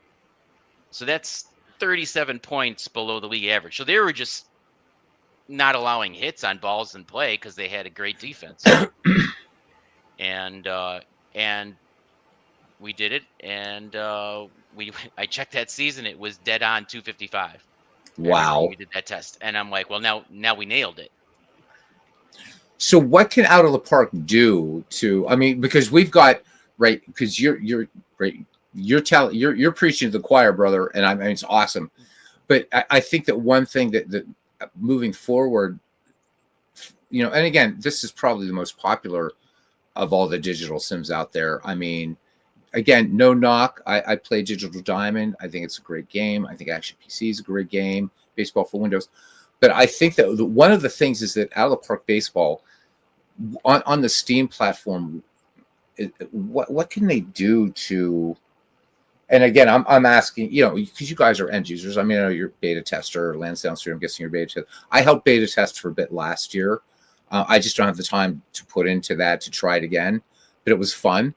But I'd like to see Out of the Park Baseball kind of talk about these things. You know, maybe it could be a presentation, a national presentation to Saber. I mean, getting these people to, like, you know, 2 weeks ago, again, I did a Saber presentation, and it's not like, for a lot of them, this is not a knock on them, but it's not on their radar to connect learning about baseball history through baseball gaming. Mm-hmm. And you've got this baseball game that can teach you about baseball. And what I would like to see Out of the Park do is find some sort of way to, you know, whether it's Operation Sports or whatever, that where you have representative from the company saying, look, no, we're not here trying to pimp our product. These be the facts. This is what's going on here. Because I think that would open the game to an even wider audience. And maybe even if you can just convert 5 people out of, you know, 75 who have slammed this game for no good reason. I just, it's just a great game. And I think that, not that everybody should play this to the exclusion of all else. But it's a great game that I think gets a bad rap, and it drives me crazy every year. It's like, this game sucks. I'm going to go back and play PC Replay. I mean, you play what you want at the end of the day, play what you love. But, you know, a lot of people, so yourself, Lansdowne Street, Mike Silva, who are some of the others, P. Stricker, a lot of these other guys, and then plus the development team of Out of the Park have created something amazing here. And, I feel the game is like a science. It's a Lamborghini, man. It's not a Yugo instrument, you know. Yeah, when you're doing this, I mean, when the game calculates anything, it's doing this like log 5 probability. It's doing that for everything, and you can't top that. That's just how it's done when you want to calculate what's going to happen in this particular matchup from batter and pitcher. It's just how you do it, and I don't know what other games do. I just know what Out of the Park does, and right. And it's doing that, but it's also I tried to point out, you know, when the game launched this year, I put up a post in that historical forum, and I said, look, this is all of the things. These are all the things that the game models according to history. And I put on that first post there in that forum, and I had a little list of like, what do I got? 40. It's like basically 42 different elements that the game is going to track each season, and it's only 42 because that's all there is. You know, right. Everything. We're doing everything. It's literally everything that exists statistically on Baseball Reference. We've modeled. So there's no more. There's no more stuff. There's no more stats. There's no more stuff. And then on top of that, you know, the players, we're rating them everything that they do. We like all of the events are there. All of the skills that you could rate the player are there. Let's take a look at some players here, and I'm happy to see that the Pittsburgh Pirates win the first official World Series. Yeah, finally, baby. Because they won again. I talked about Dwayne doing this, so but just watching this, guys. I mean, these and compare what you're seeing. If you want to go back to a screen grab and compare what you're seeing, and we didn't set lineups or anything like that, but just compare to what you're seeing here. And this is playing a pretty brilliant game of baseball. So what are we looking at? Pop Lloyd? We want to look at Pop Lloyd? So Pop Lloyd, I think, comes in 1904. So he's probably Okay. So he's not in yet. So who are we getting? He'll appear as a free agent, right, Mike? Or is it a draft? Because you have Rube Foster and Lloyd coming in around 1902 and 04. Okay, so we're in 03. Let's run it to, you said 1909. Rube Foster's 02. Anybody we want to look at before we well, you said Bud Fowler. He would have been done. We could at least look at Bud. Yeah, He's done. Probably Grant Johnson is done by now. But of course, we didn't start until 1901. So Fowler was done before 1901. But since you Right. imported all of history, he's just whatever stats he had. Yeah, there we go. Let's look at his Like he's ended in right. Let's look at his batting stats. Boom. Yeah, so he's just a Yeah, he's just a Complicated. retired. Right. Yeah. Those for Fowler, I know the stats look generic, and that's just because we just didn't have. Yeah, understandable. That's like the only player I did like a generic thing. If you go to like his stats, they're more generic. But we Okay, wanted to let's get him run in it there, through. and we didn't have an MLE for that particular player. No worries. All right, Bucks 5-2. Yeah, baby. So let's see. You're heading Now toward. we're gonna have now so 1904, the World Series that never was. Guys, brilliant mod. I think I'm going to be playing the living crap out of this one. I'm going to start back in the 19th century though, and going forward, I'm going to give it a go. Why not? 1870s, very not strong, and especially 1870s, not strong for me. Ken Castro here could probably tell you the shoe sizes of everybody that played in the 1870s.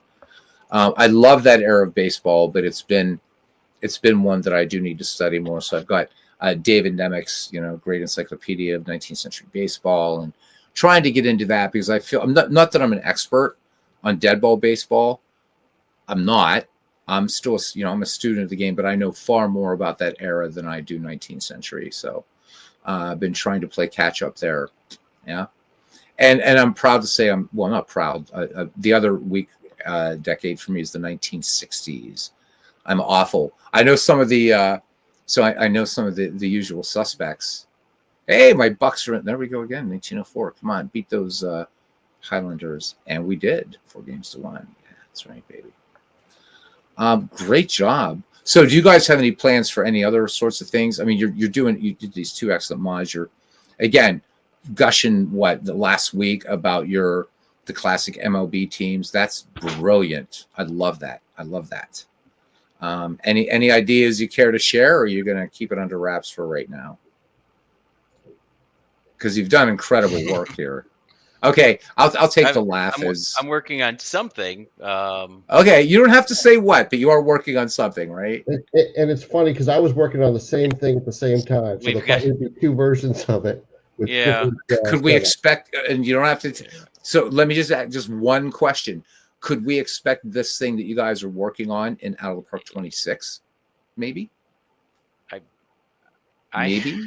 I know. I bring you on, Mike, and I put you on the spot, right? So I looked up an old thread, and you had actually responded to it. So this is from 5 years ago. I put up this mod really? for like Out of the Park 2019 and 20 or 2021 are Okay.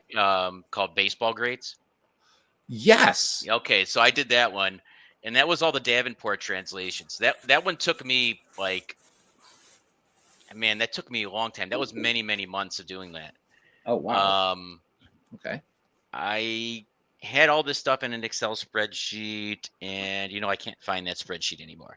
Oh, However, nice. Okay. and that was all custom, and that actually worked really well on Out of the Park 21. I really liked the way that the results turned out. But I still have that mod, so I was able to kind of download the rosters at least. So I got the players and what year they imported, but really I had erased all of their imported stats to a translated stat. It was completely done with these other Davenport stats. And I took big samples, so it was like instead of using their best season, I was using like 5,000 at bats.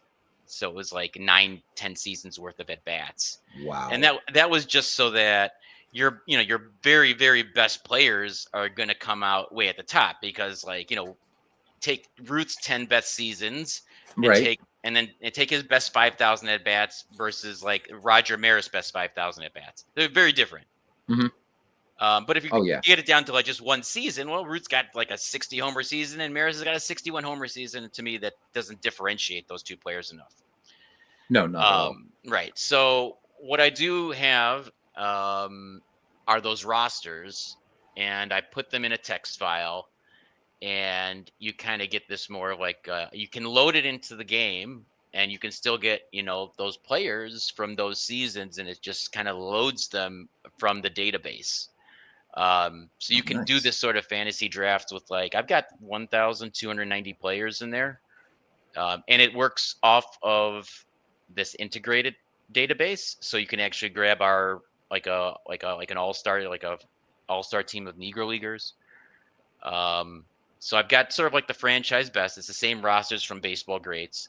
Okay. And they'll load into this game. I did it like yesterday, and if you go to that classic mods thread, I actually attached in the first post, though nobody's going to see it, is my text file, and you can load it into the game and have like these 1,290 players and do a fantasy draft. There are no doppelgangers. Wow. I wanted to ask you, both you guys. So, I obviously both very well spoken, intelligent, everything. What's your educational background? What college? What'd you do? I'm a master. My master's is in education. I'm just curious. I'm also in education. Okay, cool. I went to Georgetown School of Foreign Service. Oh my. Okay. So, longtime baseball fans, obviously. I mean, just listening to both of you talk. I'm a Red Sox fan, true and true. Through and through, yeah. And Mike, you're a Cubbies fan. So, what was it? 2000? What was that year? Was it 2004, 2005?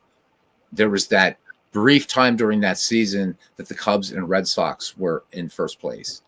Well, Imagine if that World Series would have happened. Yeah, 03, I thought it was going to be Cubs Red Sox for sure. 03, yeah, I was hoping beyond hope, because that would have been a World Series for the ages, right? Because somebody's curse had to be broken, and unfortunately, it didn't happen. So, got to ask you both, though. Of course, now we'll get back into the science, the math, the stats here in a minute. So, I'm going to get your reactions, both of you guys. Right. So and we don't have nobody ever cares. The White Sox had this huge drought too. It was always the Cubs Red Sox drought. How'd you guys celebrate when your respective teams won and broke the curses and all that? So yeah. It's okay. This is yeah. So let me know. Lansdowne, you want to talk about your Red Sox first? Well, mine's a longer story, but so Go ahead. Well, in 2003, I was dating my now wife, and she was wondering if we were ever going to get married. And I said, yeah, sure, someday. And she said, oh, tell me about someday. And I said, well, maybe a sign from God. And she said, well, what would that look like? And I wisecracked the Red Sox winning the World Series. So that 2003 was really close. And then 2004 happened. So when the last out was made and McCavitt caught the ball, and I picked up the phone. I was at Fort Leonard Wood, and I called my now wife, and I proposed, because the Red Sox just won the World Series. And our daughter's middle name is Fenway. Awesome. God grant you both many years. And that's so I got to ask you this really quickly, though. So was your wife aware? I mean, I don't know if she, baseball fan or whatever, was she aware of the drought of the Red Sox? Right? Oh, we've been dating long enough that she knew the drought of the Red Sox. So that took a lot of cojones on your part to say, yeah, when the Red Sox are going to win the series. I wonder at that point, because you guys went through so many heartaches. I mean, we don't just go back to 1967, right? That impossible dream team. And again, things I've read about that year, nobody in Boston was really paying attention to the Red Sox at the beginning of that season. Yeah, that's true. They would have been terrible up to 67. Right. And so now you're talking to this woman you love. Is Boston wins the World Series. That's definitely a sign from God. That's taking a big chance there, man. Because women, sometimes you got to sleep with your eyes open. So well done. It was a wisecrack at the time. It had been keeping Bostonian bachelors safe for a great long time. But I'm happy with God bless Dave Roberts and that steal. And what about you, Mike, and the Cubbies? So going into that 2016 season, I was saying to everybody, this is the best, not just the best Cubs team I had seen, and I've been watching them. I was watching them since kindergarten. But they were the best team in baseball that year. I was saying that before the season started. Now, I wasn't too sure about that after Kyle Schwarber, blew out both of his knees in Arizona in the first week. But in terms of like winning the World Series, I remember being in my living room, watching Game 7, and my buddy was over, and he's like, "Do you want to go, go somewhere and watch the game?" And I was like, I'm watching it on my like projector screen, and I'm like, I watched the Blackhawks win 3 Stanley Cups on this screen. I got to watch them on this screen. Oh man. Okay. Love it.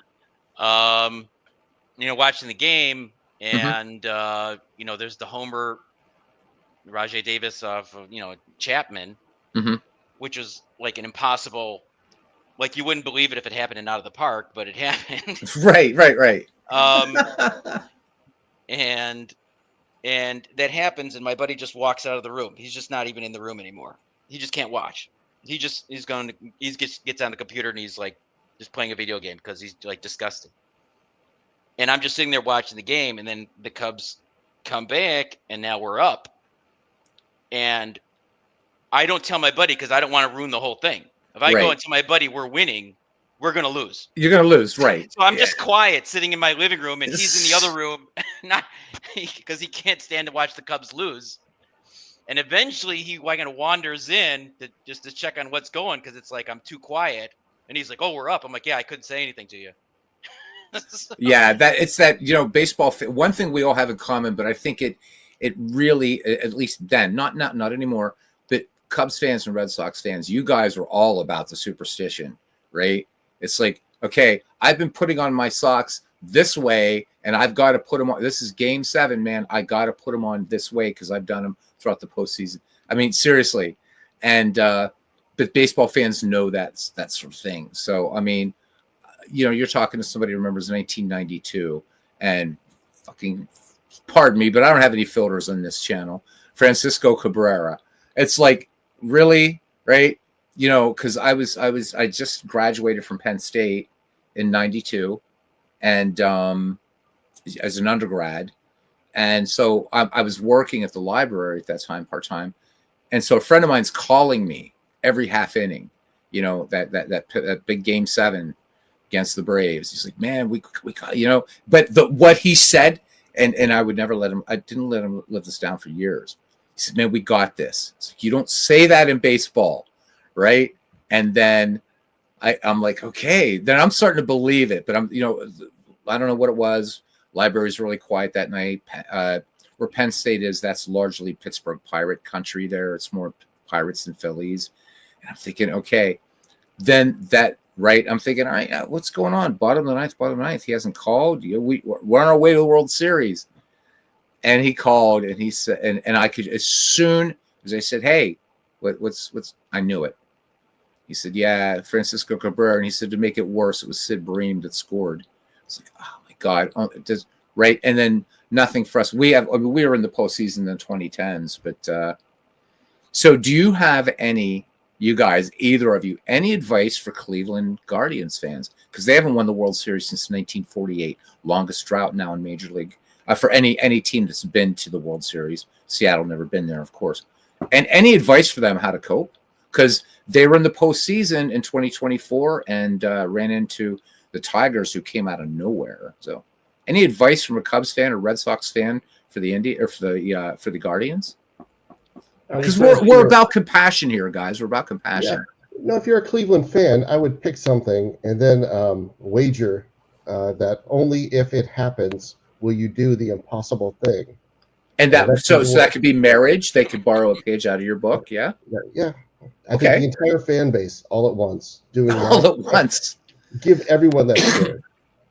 All right. So because we have a few Cleveland fans in here, so there you go, guys. You're hearing it from a Red Sox fan. Any additional, Mike, from a Cubs fan you might want to put in? Because I just think how this, it's 30 teams in baseball. So it's like if everybody sort of gets their turn at a World Series, it's like every 30 years. Like the Dodgers just won. They had one since 88. So it's, right. 36 years for Mm-hmm.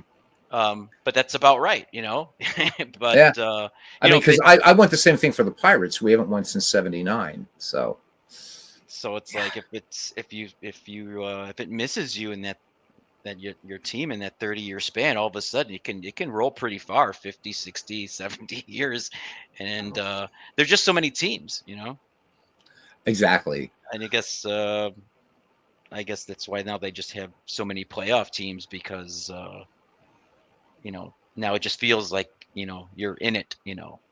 I didn't feel like in the more recent years when the Cubs made the playoffs, I was like, yeah, they're in the playoffs, but they're not in it. Okay. Yeah.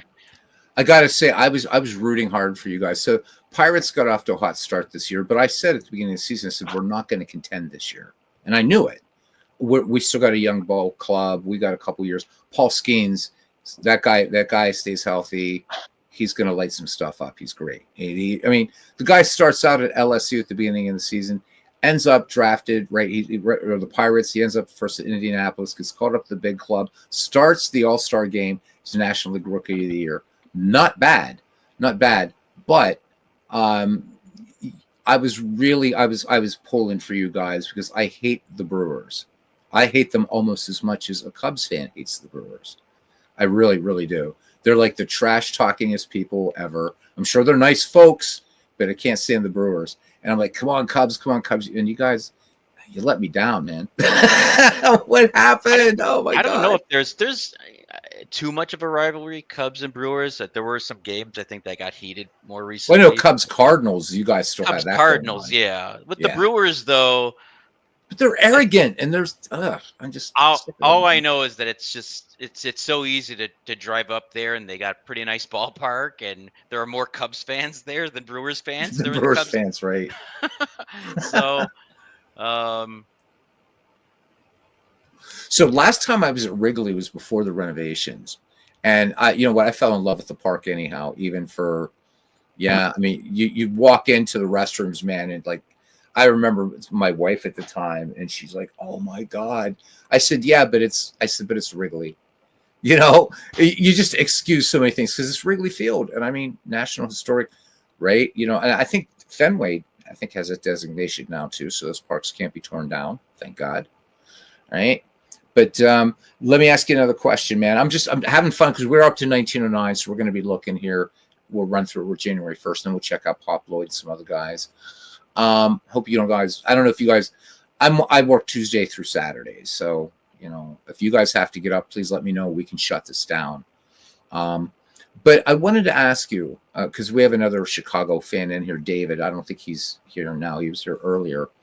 So why do you guys? Why do you think, and either of you, but especially you, Mike, being a Cubs fan, why wasn't there any attention really paid? Because the White Sox had one hell of a drought, right? They should have won, but the last one they won was 1917. They don't win until 2005. That's a hell of a drought, right? I mean, longer than the Red Sox. It's longer than the Red Sox, but nobody was talking about it. It was always you guys. It was always the Cubs and the Red Sox, and the White Sox just come along and beat the Astros in 2005 and win. But nobody. Is Chicago largely a Cubs town? I guess is my question. Is that why? Because in the early days of baseball, the White Sox were actually the favorite team. Like you go way, way back, and there were, it was the White Sox. But why do you think that is? Your own opinion. There seemed to be when I was growing up, there were a lot more White Sox fans, and I think,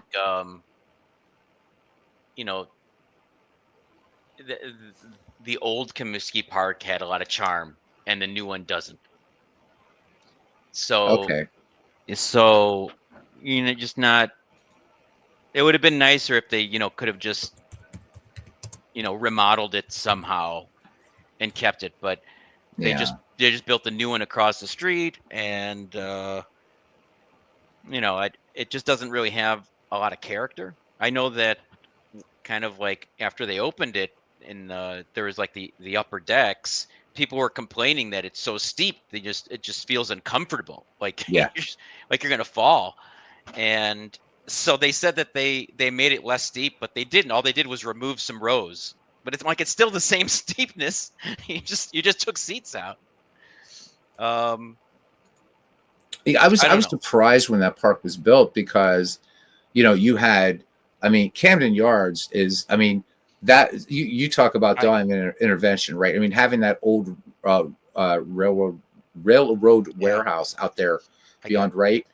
That's a beautiful park. It's not PNC, but it's a beautiful park. I got to see a game at Camden Yards. I think it was the year they opened. Let's see. I was there in, I think, summer of '92. Is that when they opened? Was that the first year at Camden? I don't know.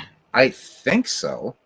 I was there in '92. I believe that's when it was, and I saw a game at Camden and a triple play.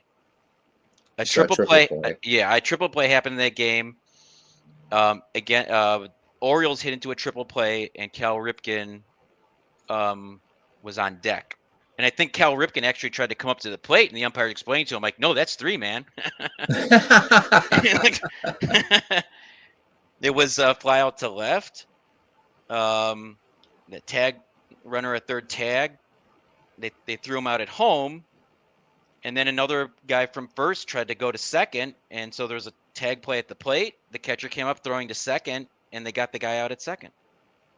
Brilliant. Either that or he ran past second from first to second, trying to just tag, and he went too far. But it was like left field to home to second base. I saw a game at Camden Yards and almost got killed by a Rafael Palmeiro home run. So where we were sitting, I was going down there. So when you're in academics, one of the things you do is you go on fact-finding tours, right?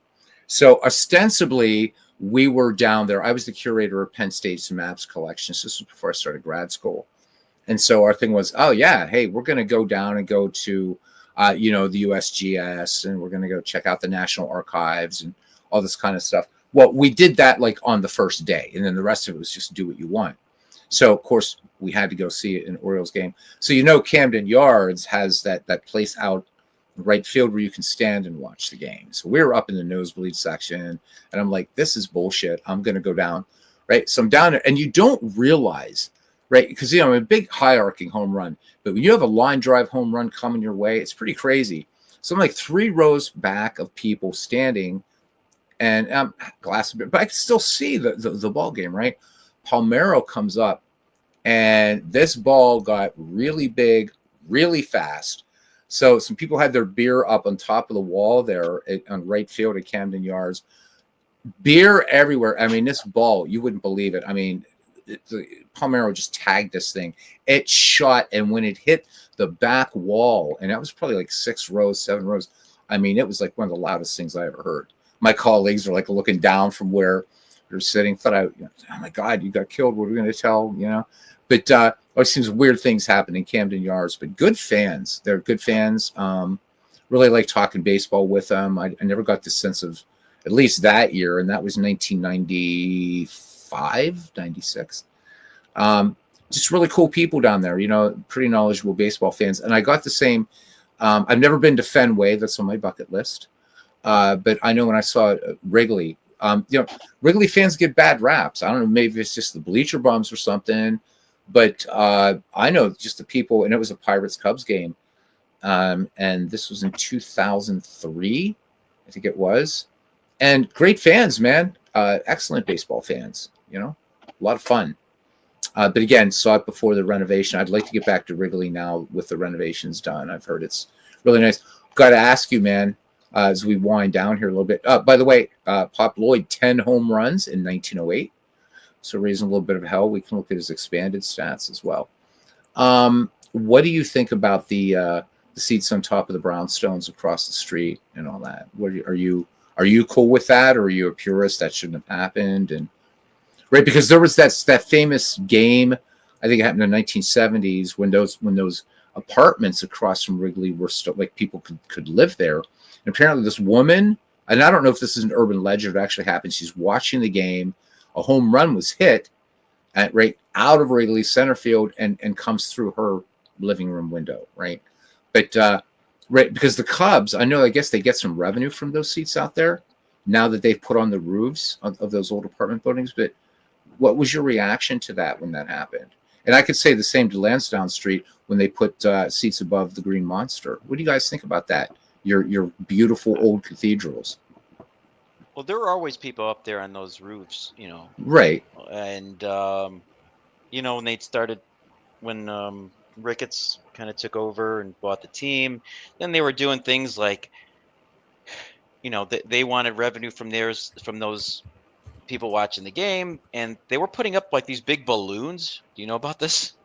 I don't think I do. So they were lining like the back outfield, and behind the bleachers with like hot air balloons or whatever, so that anyone across the street wouldn't have a view of the game. And this was sort of a tactic to try to negotiate revenue. I haven't really kept up with all the drama of that, but I think now Ricketts and the Cubs, they like own a lot of that territory out there in those buildings or whatever deal they have. So eventually they, I don't know. To me, I've never been up over there to see a game, and honestly, it just looks like it's too far away. It's just, I don't think I would enjoy a game from that far away, unless Glenn Allen Hill is batting, and you're sitting. I was just going to say that. Lansdowne. I do. Is that definitely Rube looking a little pale there? Yep. I'm sorry. Go ahead, Mike, please.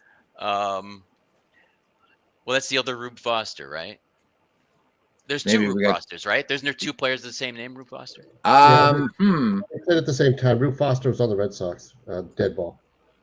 Okay, let's do a search again here. Yeah, because I'm like, wait a minute, wrong. Well, you can check his real life stats, and you'll know right away which one. Yeah, it's ours. It's 1902's ours. Oh my God. Okay, so it just grabbed the wrong. Yeah. Because let's look at those stats here again. Let's look at the real. Yeah. So that's our guy. Did you see the ERA plus here in this league thus far? Look at this. Yeah, he gets some tough MLEs. But I'm sorry? He has some tough MLEs. Like, they're not Satchel Paige like, even though we all know Rube Foster is a great pitcher.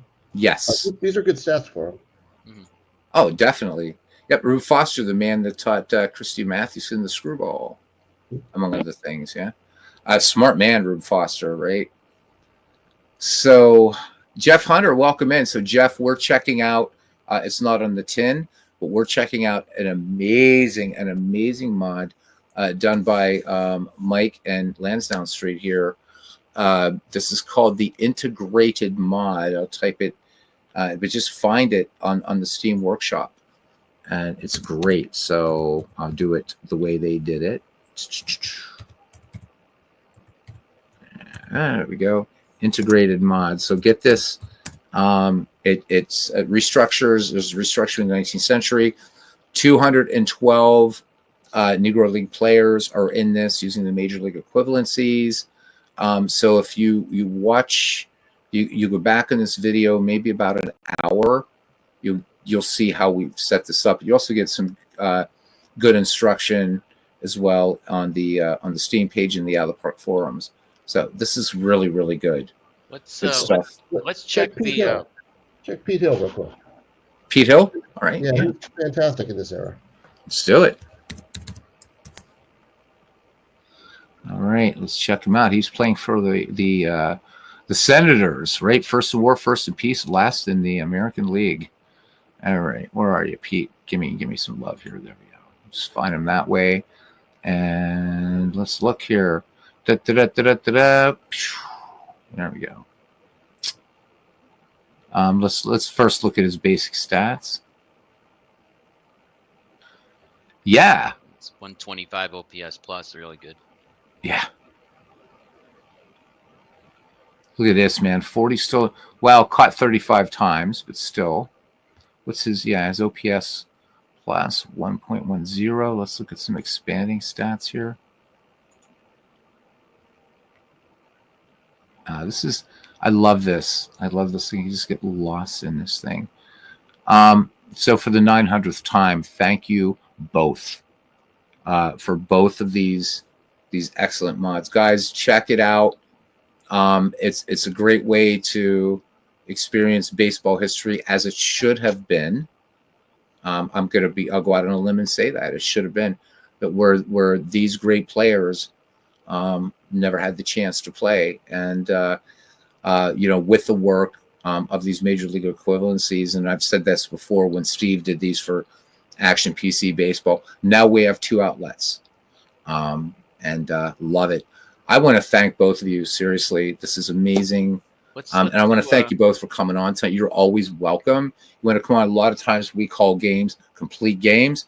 You want to come on. You want to talk some baseball. The game's usually secondary. We like to talk baseball. You guys are always welcome. You want to talk more about the mod. I won't pressure you anymore about what you're working on. I just hope it comes out for Out of the Park 26. But if not 27 for sure, right? Yeah, because I'm 97 years old, gentlemen. So. Let's do a quick, since this is the 1910 season, check the expansion settings just to make sure they stuck. We should have, and we're going to just to get to the expansion at the end of the year, so you can see the 4 teams come in. Okay, so where are we going here? To game settings, or where are we going? Yeah, MLB, league settings. There we go. And then historical. Yeah, this is like the scariest part of Out of the Park baseball is right here. Once you get past all the learning the menus, it gets easy. Yeah. Or just a historical at the top area. Historical. Yeah, there we go. Yeah. And then we'll see. Okay, so protected players 12, no limit. Good. Okay, so let's just go to the end of the season. Okay. Let's do it. We just go to we'll just do regular season begins. Regular season begins. You got it. Yeah, and then we'll go to. Right, because we're coming up on 1911. Right. Pivotal. Because Sean, I have time. Series ends. I have time at this, even if we got to do a one-on-one here in the stream because other people have questions. Try to figure out. I'm not sure what's going on with Pocket Pennant Run. Had no trouble with it, so maybe we can sort of figure it out, my friend. This is just fun. This is taken Out of the Park baseball to a whole new level for me here. All right, let's get back to this, and I don't know. I just like to look at this. All right, so where are we? All right, so we are about to. Oh, we're still in 1910. Yeah, so we'll go to playoffs begin or whatever, and. Okay, let's do it. Because we're looking for the expansion, right? This is what we're looking for. Yeah, the expansion should be right after this season. Okay. Yeah, it's right after the World Series, and so it's easy if you accidentally go too far, you miss the whole thing. So, guys, make sure. Got people listening. We got 12 folks back in here again. Make sure you turn off color barrier. And again, just go back through and then also check out the Out of the Park forums. And you get a lot of good instruction there because if you leave the color barrier on, then none of this amazing stuff happens. And one of the things we did was when you install the Steam mod, it's going to create a documents folder, which is under your customizable folders, right? So where the face gens go, where the logos go, where the uniforms go. In that folder, there's a document area. And you can pull out the manual. We made a manual that will walk you through with screenshots how to set it up. There you go, guys. It's right there. And in fact, I think it's the troubleshooting thing or something. I'm just getting like half the, but I read them like, okay, cool. That's and you can just pull it out of there and it's there. So, in case you don't want to go back through this 3 hours and figure out where in this 3 hours of craziness we've done this. All right, so we are October 16th, 1910, gentlemen. Button. Let's just see. Yeah, do playoffs end. Yep. All right. Cleveland Naps win the World Series 1910. Wow, Boston makes it. There we go. There they are, guys. Yeah. Kansas City Monarchs, the Birmingham Black Barons, Chicago American Giants, and legendary Homestead Grays. Nice. All right. Well, we have to at least do the 1911 season. So go to the MLB in the inaugural draft because it's probably going to default it to like 35 rounds. Okay. All right. Well, where's the Yeah, gonna play, right? where's the draft? I'm looking. Where are you? It's not transaction. There's rookie draft, but that's it'll be at the top. Hit the play button for a moment. Let's just do that drop down. Yeah, maybe. And then this. It's on the 17th of November. That's the wait. What is that's the first? The protection lists are due on the 16th. Oh,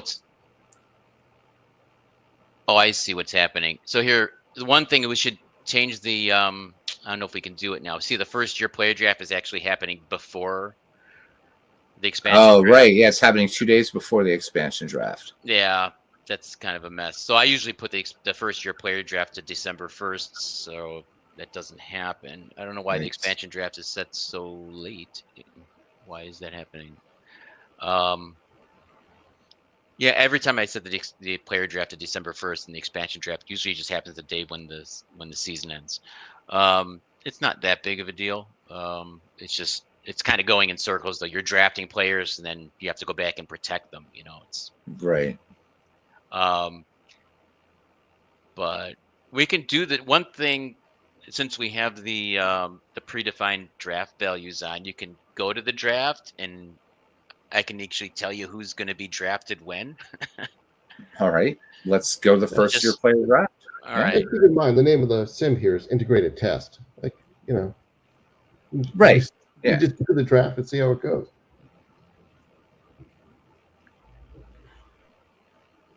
And so since we have the predefined draft values, it's going to, Grover Cleveland's going to go, Dick Redding, George Burns, Jeff Pfeffer, Dizzy Demukes, Claude Hendricks, George Mordred, Sherry Smith, Red Smith, Steve O'Neill, Fred Toney, Tilly Walker, Earl Hamilton, Clarence Mitchell, and Dean Gregg. Those. It's going to go in that order now. Oh, wow. Okay. Yeah. So you can, I guess, start the draft. Or is it an MLB? We're on the expansion draft. Oh yeah, the expansion draft is the 17th. Or wait, we're on the rookie draft. Right. So we should be at MLB and go to the draft, right? There we go. There it is. So. And start draft. Yeah, start draft. So they're gonna take auto draft. I just want to auto draft it all. There, just auto draft. Complete the draft. Yeah. Sure. Let's do it. And then check out the draft log. So it's the same order that I mentioned because those are how they're ranked. Yeah, it is. File. There it is. Mm-hmm. This is brilliant. So it gives the computer a little boost. I think it's really mostly valuable for that first round. Like if you really wanted to maybe switch it up, you can kind of toggle off the predefined values after the first round, depending. It's just an idea, but it's really important. I think for the first round, it makes, you don't really like to see the players slip in the draft because it's kind of unrealistic. Right. This is incredible. So, well, we're going to go ahead and just let it do 1911 now. We have to. Well, now there's the we have the expansion draft. So I would just maybe remove you're going to have to submit a list for the Cubs or just take stop being the manager of the Cubs. If you just go to the 17th, you'll be fine. Yeah. Oh, really? So without leaving as the Cubs?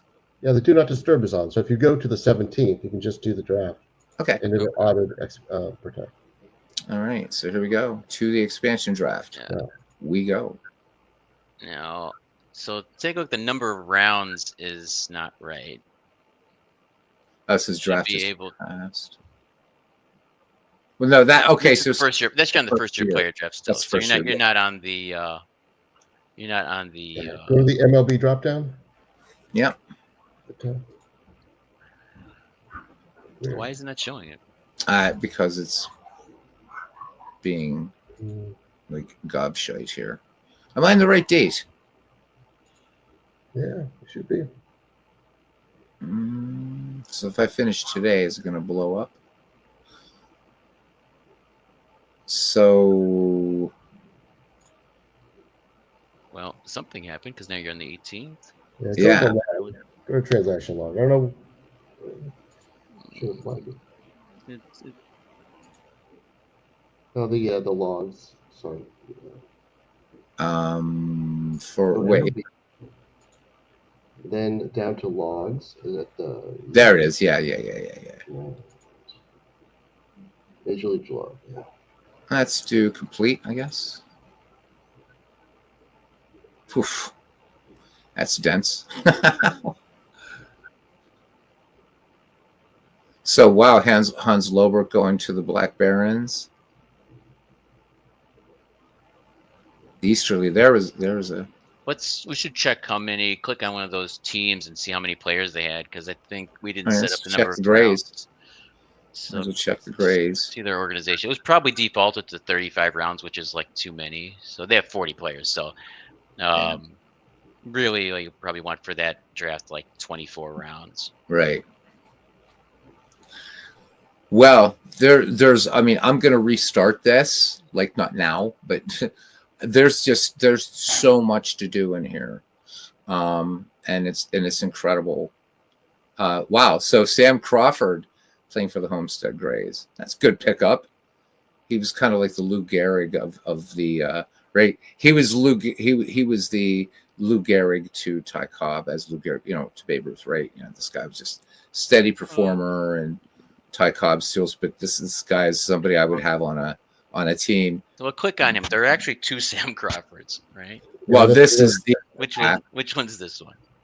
well. If we got the picture, Go it's to the second real life. one. yeah, is Go to this real the real? So No, this is not the right one. Okay, because the one I'm talking about is he so started I- earlier. He started. Yeah, Like, it's yeah. the Oh yeah, Tiger- Sam Crawford Tiger's started. photo. way It's a back. Rube Foster situation. Right. it's just the wrong picture, but Yeah. yeah. So guys, this is amazing. I hope you guys hanging out here had some fun with this. Again, if you go on the workshop, Steam Workshop here for this mod, we'll just go down here really quickly. You're going to find out all the things that you will want to do here. There's some Lansdowne Street is the author here. It gives you some more instruction. It will also, when you go into this link, which we'll go to right now, boom, and let's drag this over. And yes, we're going to the Isle Park site. What a dangerous place it is. So basically, this it's a long thread. It's worth it to read it because there's a lot of going on here. So do these warnings because as Mike was walking me through before Lansdowne came on, walking me through some things you've got to make sure. Just follow all these steps, but really good instruction here. We can see the restructuring of the 19th century, and Mike had explained earlier why they felt that this was necessary. And then these here's the 4 Negro League teams. Good stuff. I believe in here is where you guys have the instructions for pulling out the manual for this. Is that correct? Somewhere in this thread, I think. It's just part of the download. Right. The manual was too big to attach it as a document, but if you see Right. at the bottom of that original post, I actually did add the it's called a draft cheat sheet. I added On that. this one here. I added that. Yeah, it's at the very bottom. So that has. Okay. Right. I'm not going to try to open it's Excel okay. right It's now. just an Excel file. So Right. you're kind of not familiar with certain seasons, you can sort by the season and sort by war, and then it gives you a good idea. Like, hey, who do I not want to miss in this draft? Nice. Yeah, Jeff, this is really, really, really good stuff. And that's an understatement. So, Mike, Lansdowne Street, thank you guys both for this. I hope you guys will come back on. We can talk baseball. We could play a ball game. We could try some different things. Whatever. This is largely a baseball channel. You won't see really any other sport, although I'm threatening to do a game of Blood Bowl sometime. But baseball is the game I love. I do some other things, other gaming on this channel, but this is largely devoted to baseball. And you guys are always welcome. And Mike, what I got to do is I got to give you a hammer in here. Doesn't mean you have, it's just my way of saying thank you for coming here like 3 times. So that means you moderators can beat each other in the head or whatever. I don't know what it is. It's just a way to say thank you. So, and I appreciate it. I really do. I've got to cut this off your spot. Oops. There we go. All right. Where are you here? You haven't typed in a while, of course, because I've kept you talking. I'll tell you what. I'm going to give Lansdowne Street his too. I'm going to break the rules here a little bit. Man, when was the last time you typed, Mike? Holy shit. There you go. Way back up here, like 13 hours ago. No OOTP. Cool. So I'm going to make you a moderator, man. All right. Add as mod and boom and boom. Sometimes we do get trash out here, and I never claim, or I never question my mods. You think somebody needs to be kicked out, kick their asses out. I don't care. I really don't. There's no filters in this channel. So maybe I should give you that warning. There's no filters at all. So this is for people to just come in and have fun. All right, I got to make sure I'm half asleep here. I don't want to put Lansdowne Street into timeout. That would suck. There we go. Add as moderator. There we go. All right, thanks, so now you guys are both mods here. So. Thanks, and thanks for having us, and thanks for poking around the integrated mod. Oh, you bet. Oh, Jeff. Geez, that's right, Jeff. You've been here 3 times too. I guess I should do that, right? So, Jeff, how you become a mod is you write an amazing thing here for Out of the Park Baseball. No, let me get you hooked up here, man. All right. No, you welcome all the time. I don't do as much broadcasting as I used to because, again, I'm trying to get back into. So I work for FedEx right now, which I like the job. It's fine. It pays well and all that, but it's a means to an end. I'm a performer, except for academics. My job experience is I've been a professional sleight of hand artist in Europe, and also a professional musician. I'm a keyboard player, singer, all that stuff. And my thing is, if you're not doing what you love, yeah. So I do want to get back to that. So that's taken up a lot of time. So I get off an 8-hour shift from FedEx, and I'm another 5 hours practicing and then rehearsing and doing the networking I need to do to get back into magic, and starting to think about getting out of, I need to get to a larger city. It's just Harrisburg, PA. I came here from Europe, but Harrisburg, PA is not the ideal place to re-kickstart a show business career. So, but it's not like bunnies out of hats and stuff. I'm like the guy you don't want to play poker with, because well, I don't cheat, but I teach you how not to be cheated. But yeah. So Jeff, you should be a mod now. I'm hoping. Yes.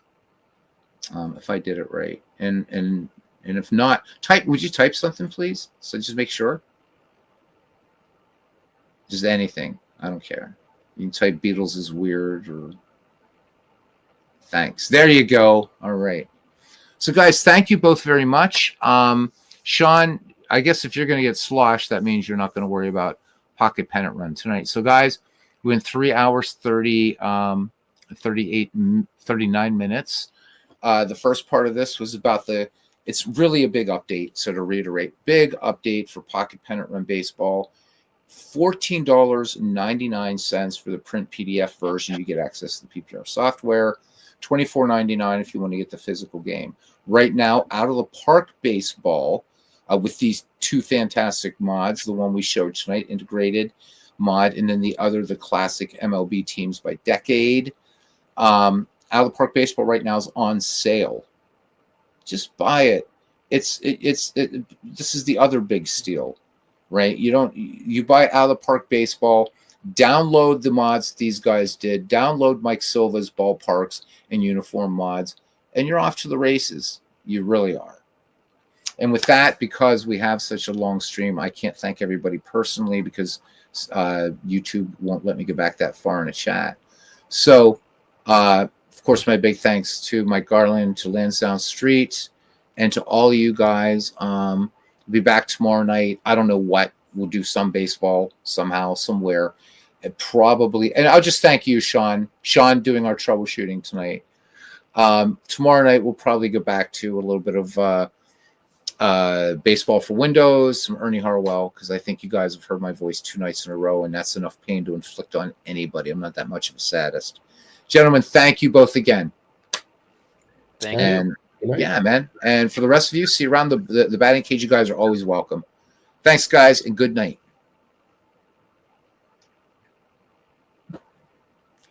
You'll be back on Monday to bitch about Pocket Pennant Run more. Oh, fine, man. Bitch away. I'm ready. Okay. Good night, guys.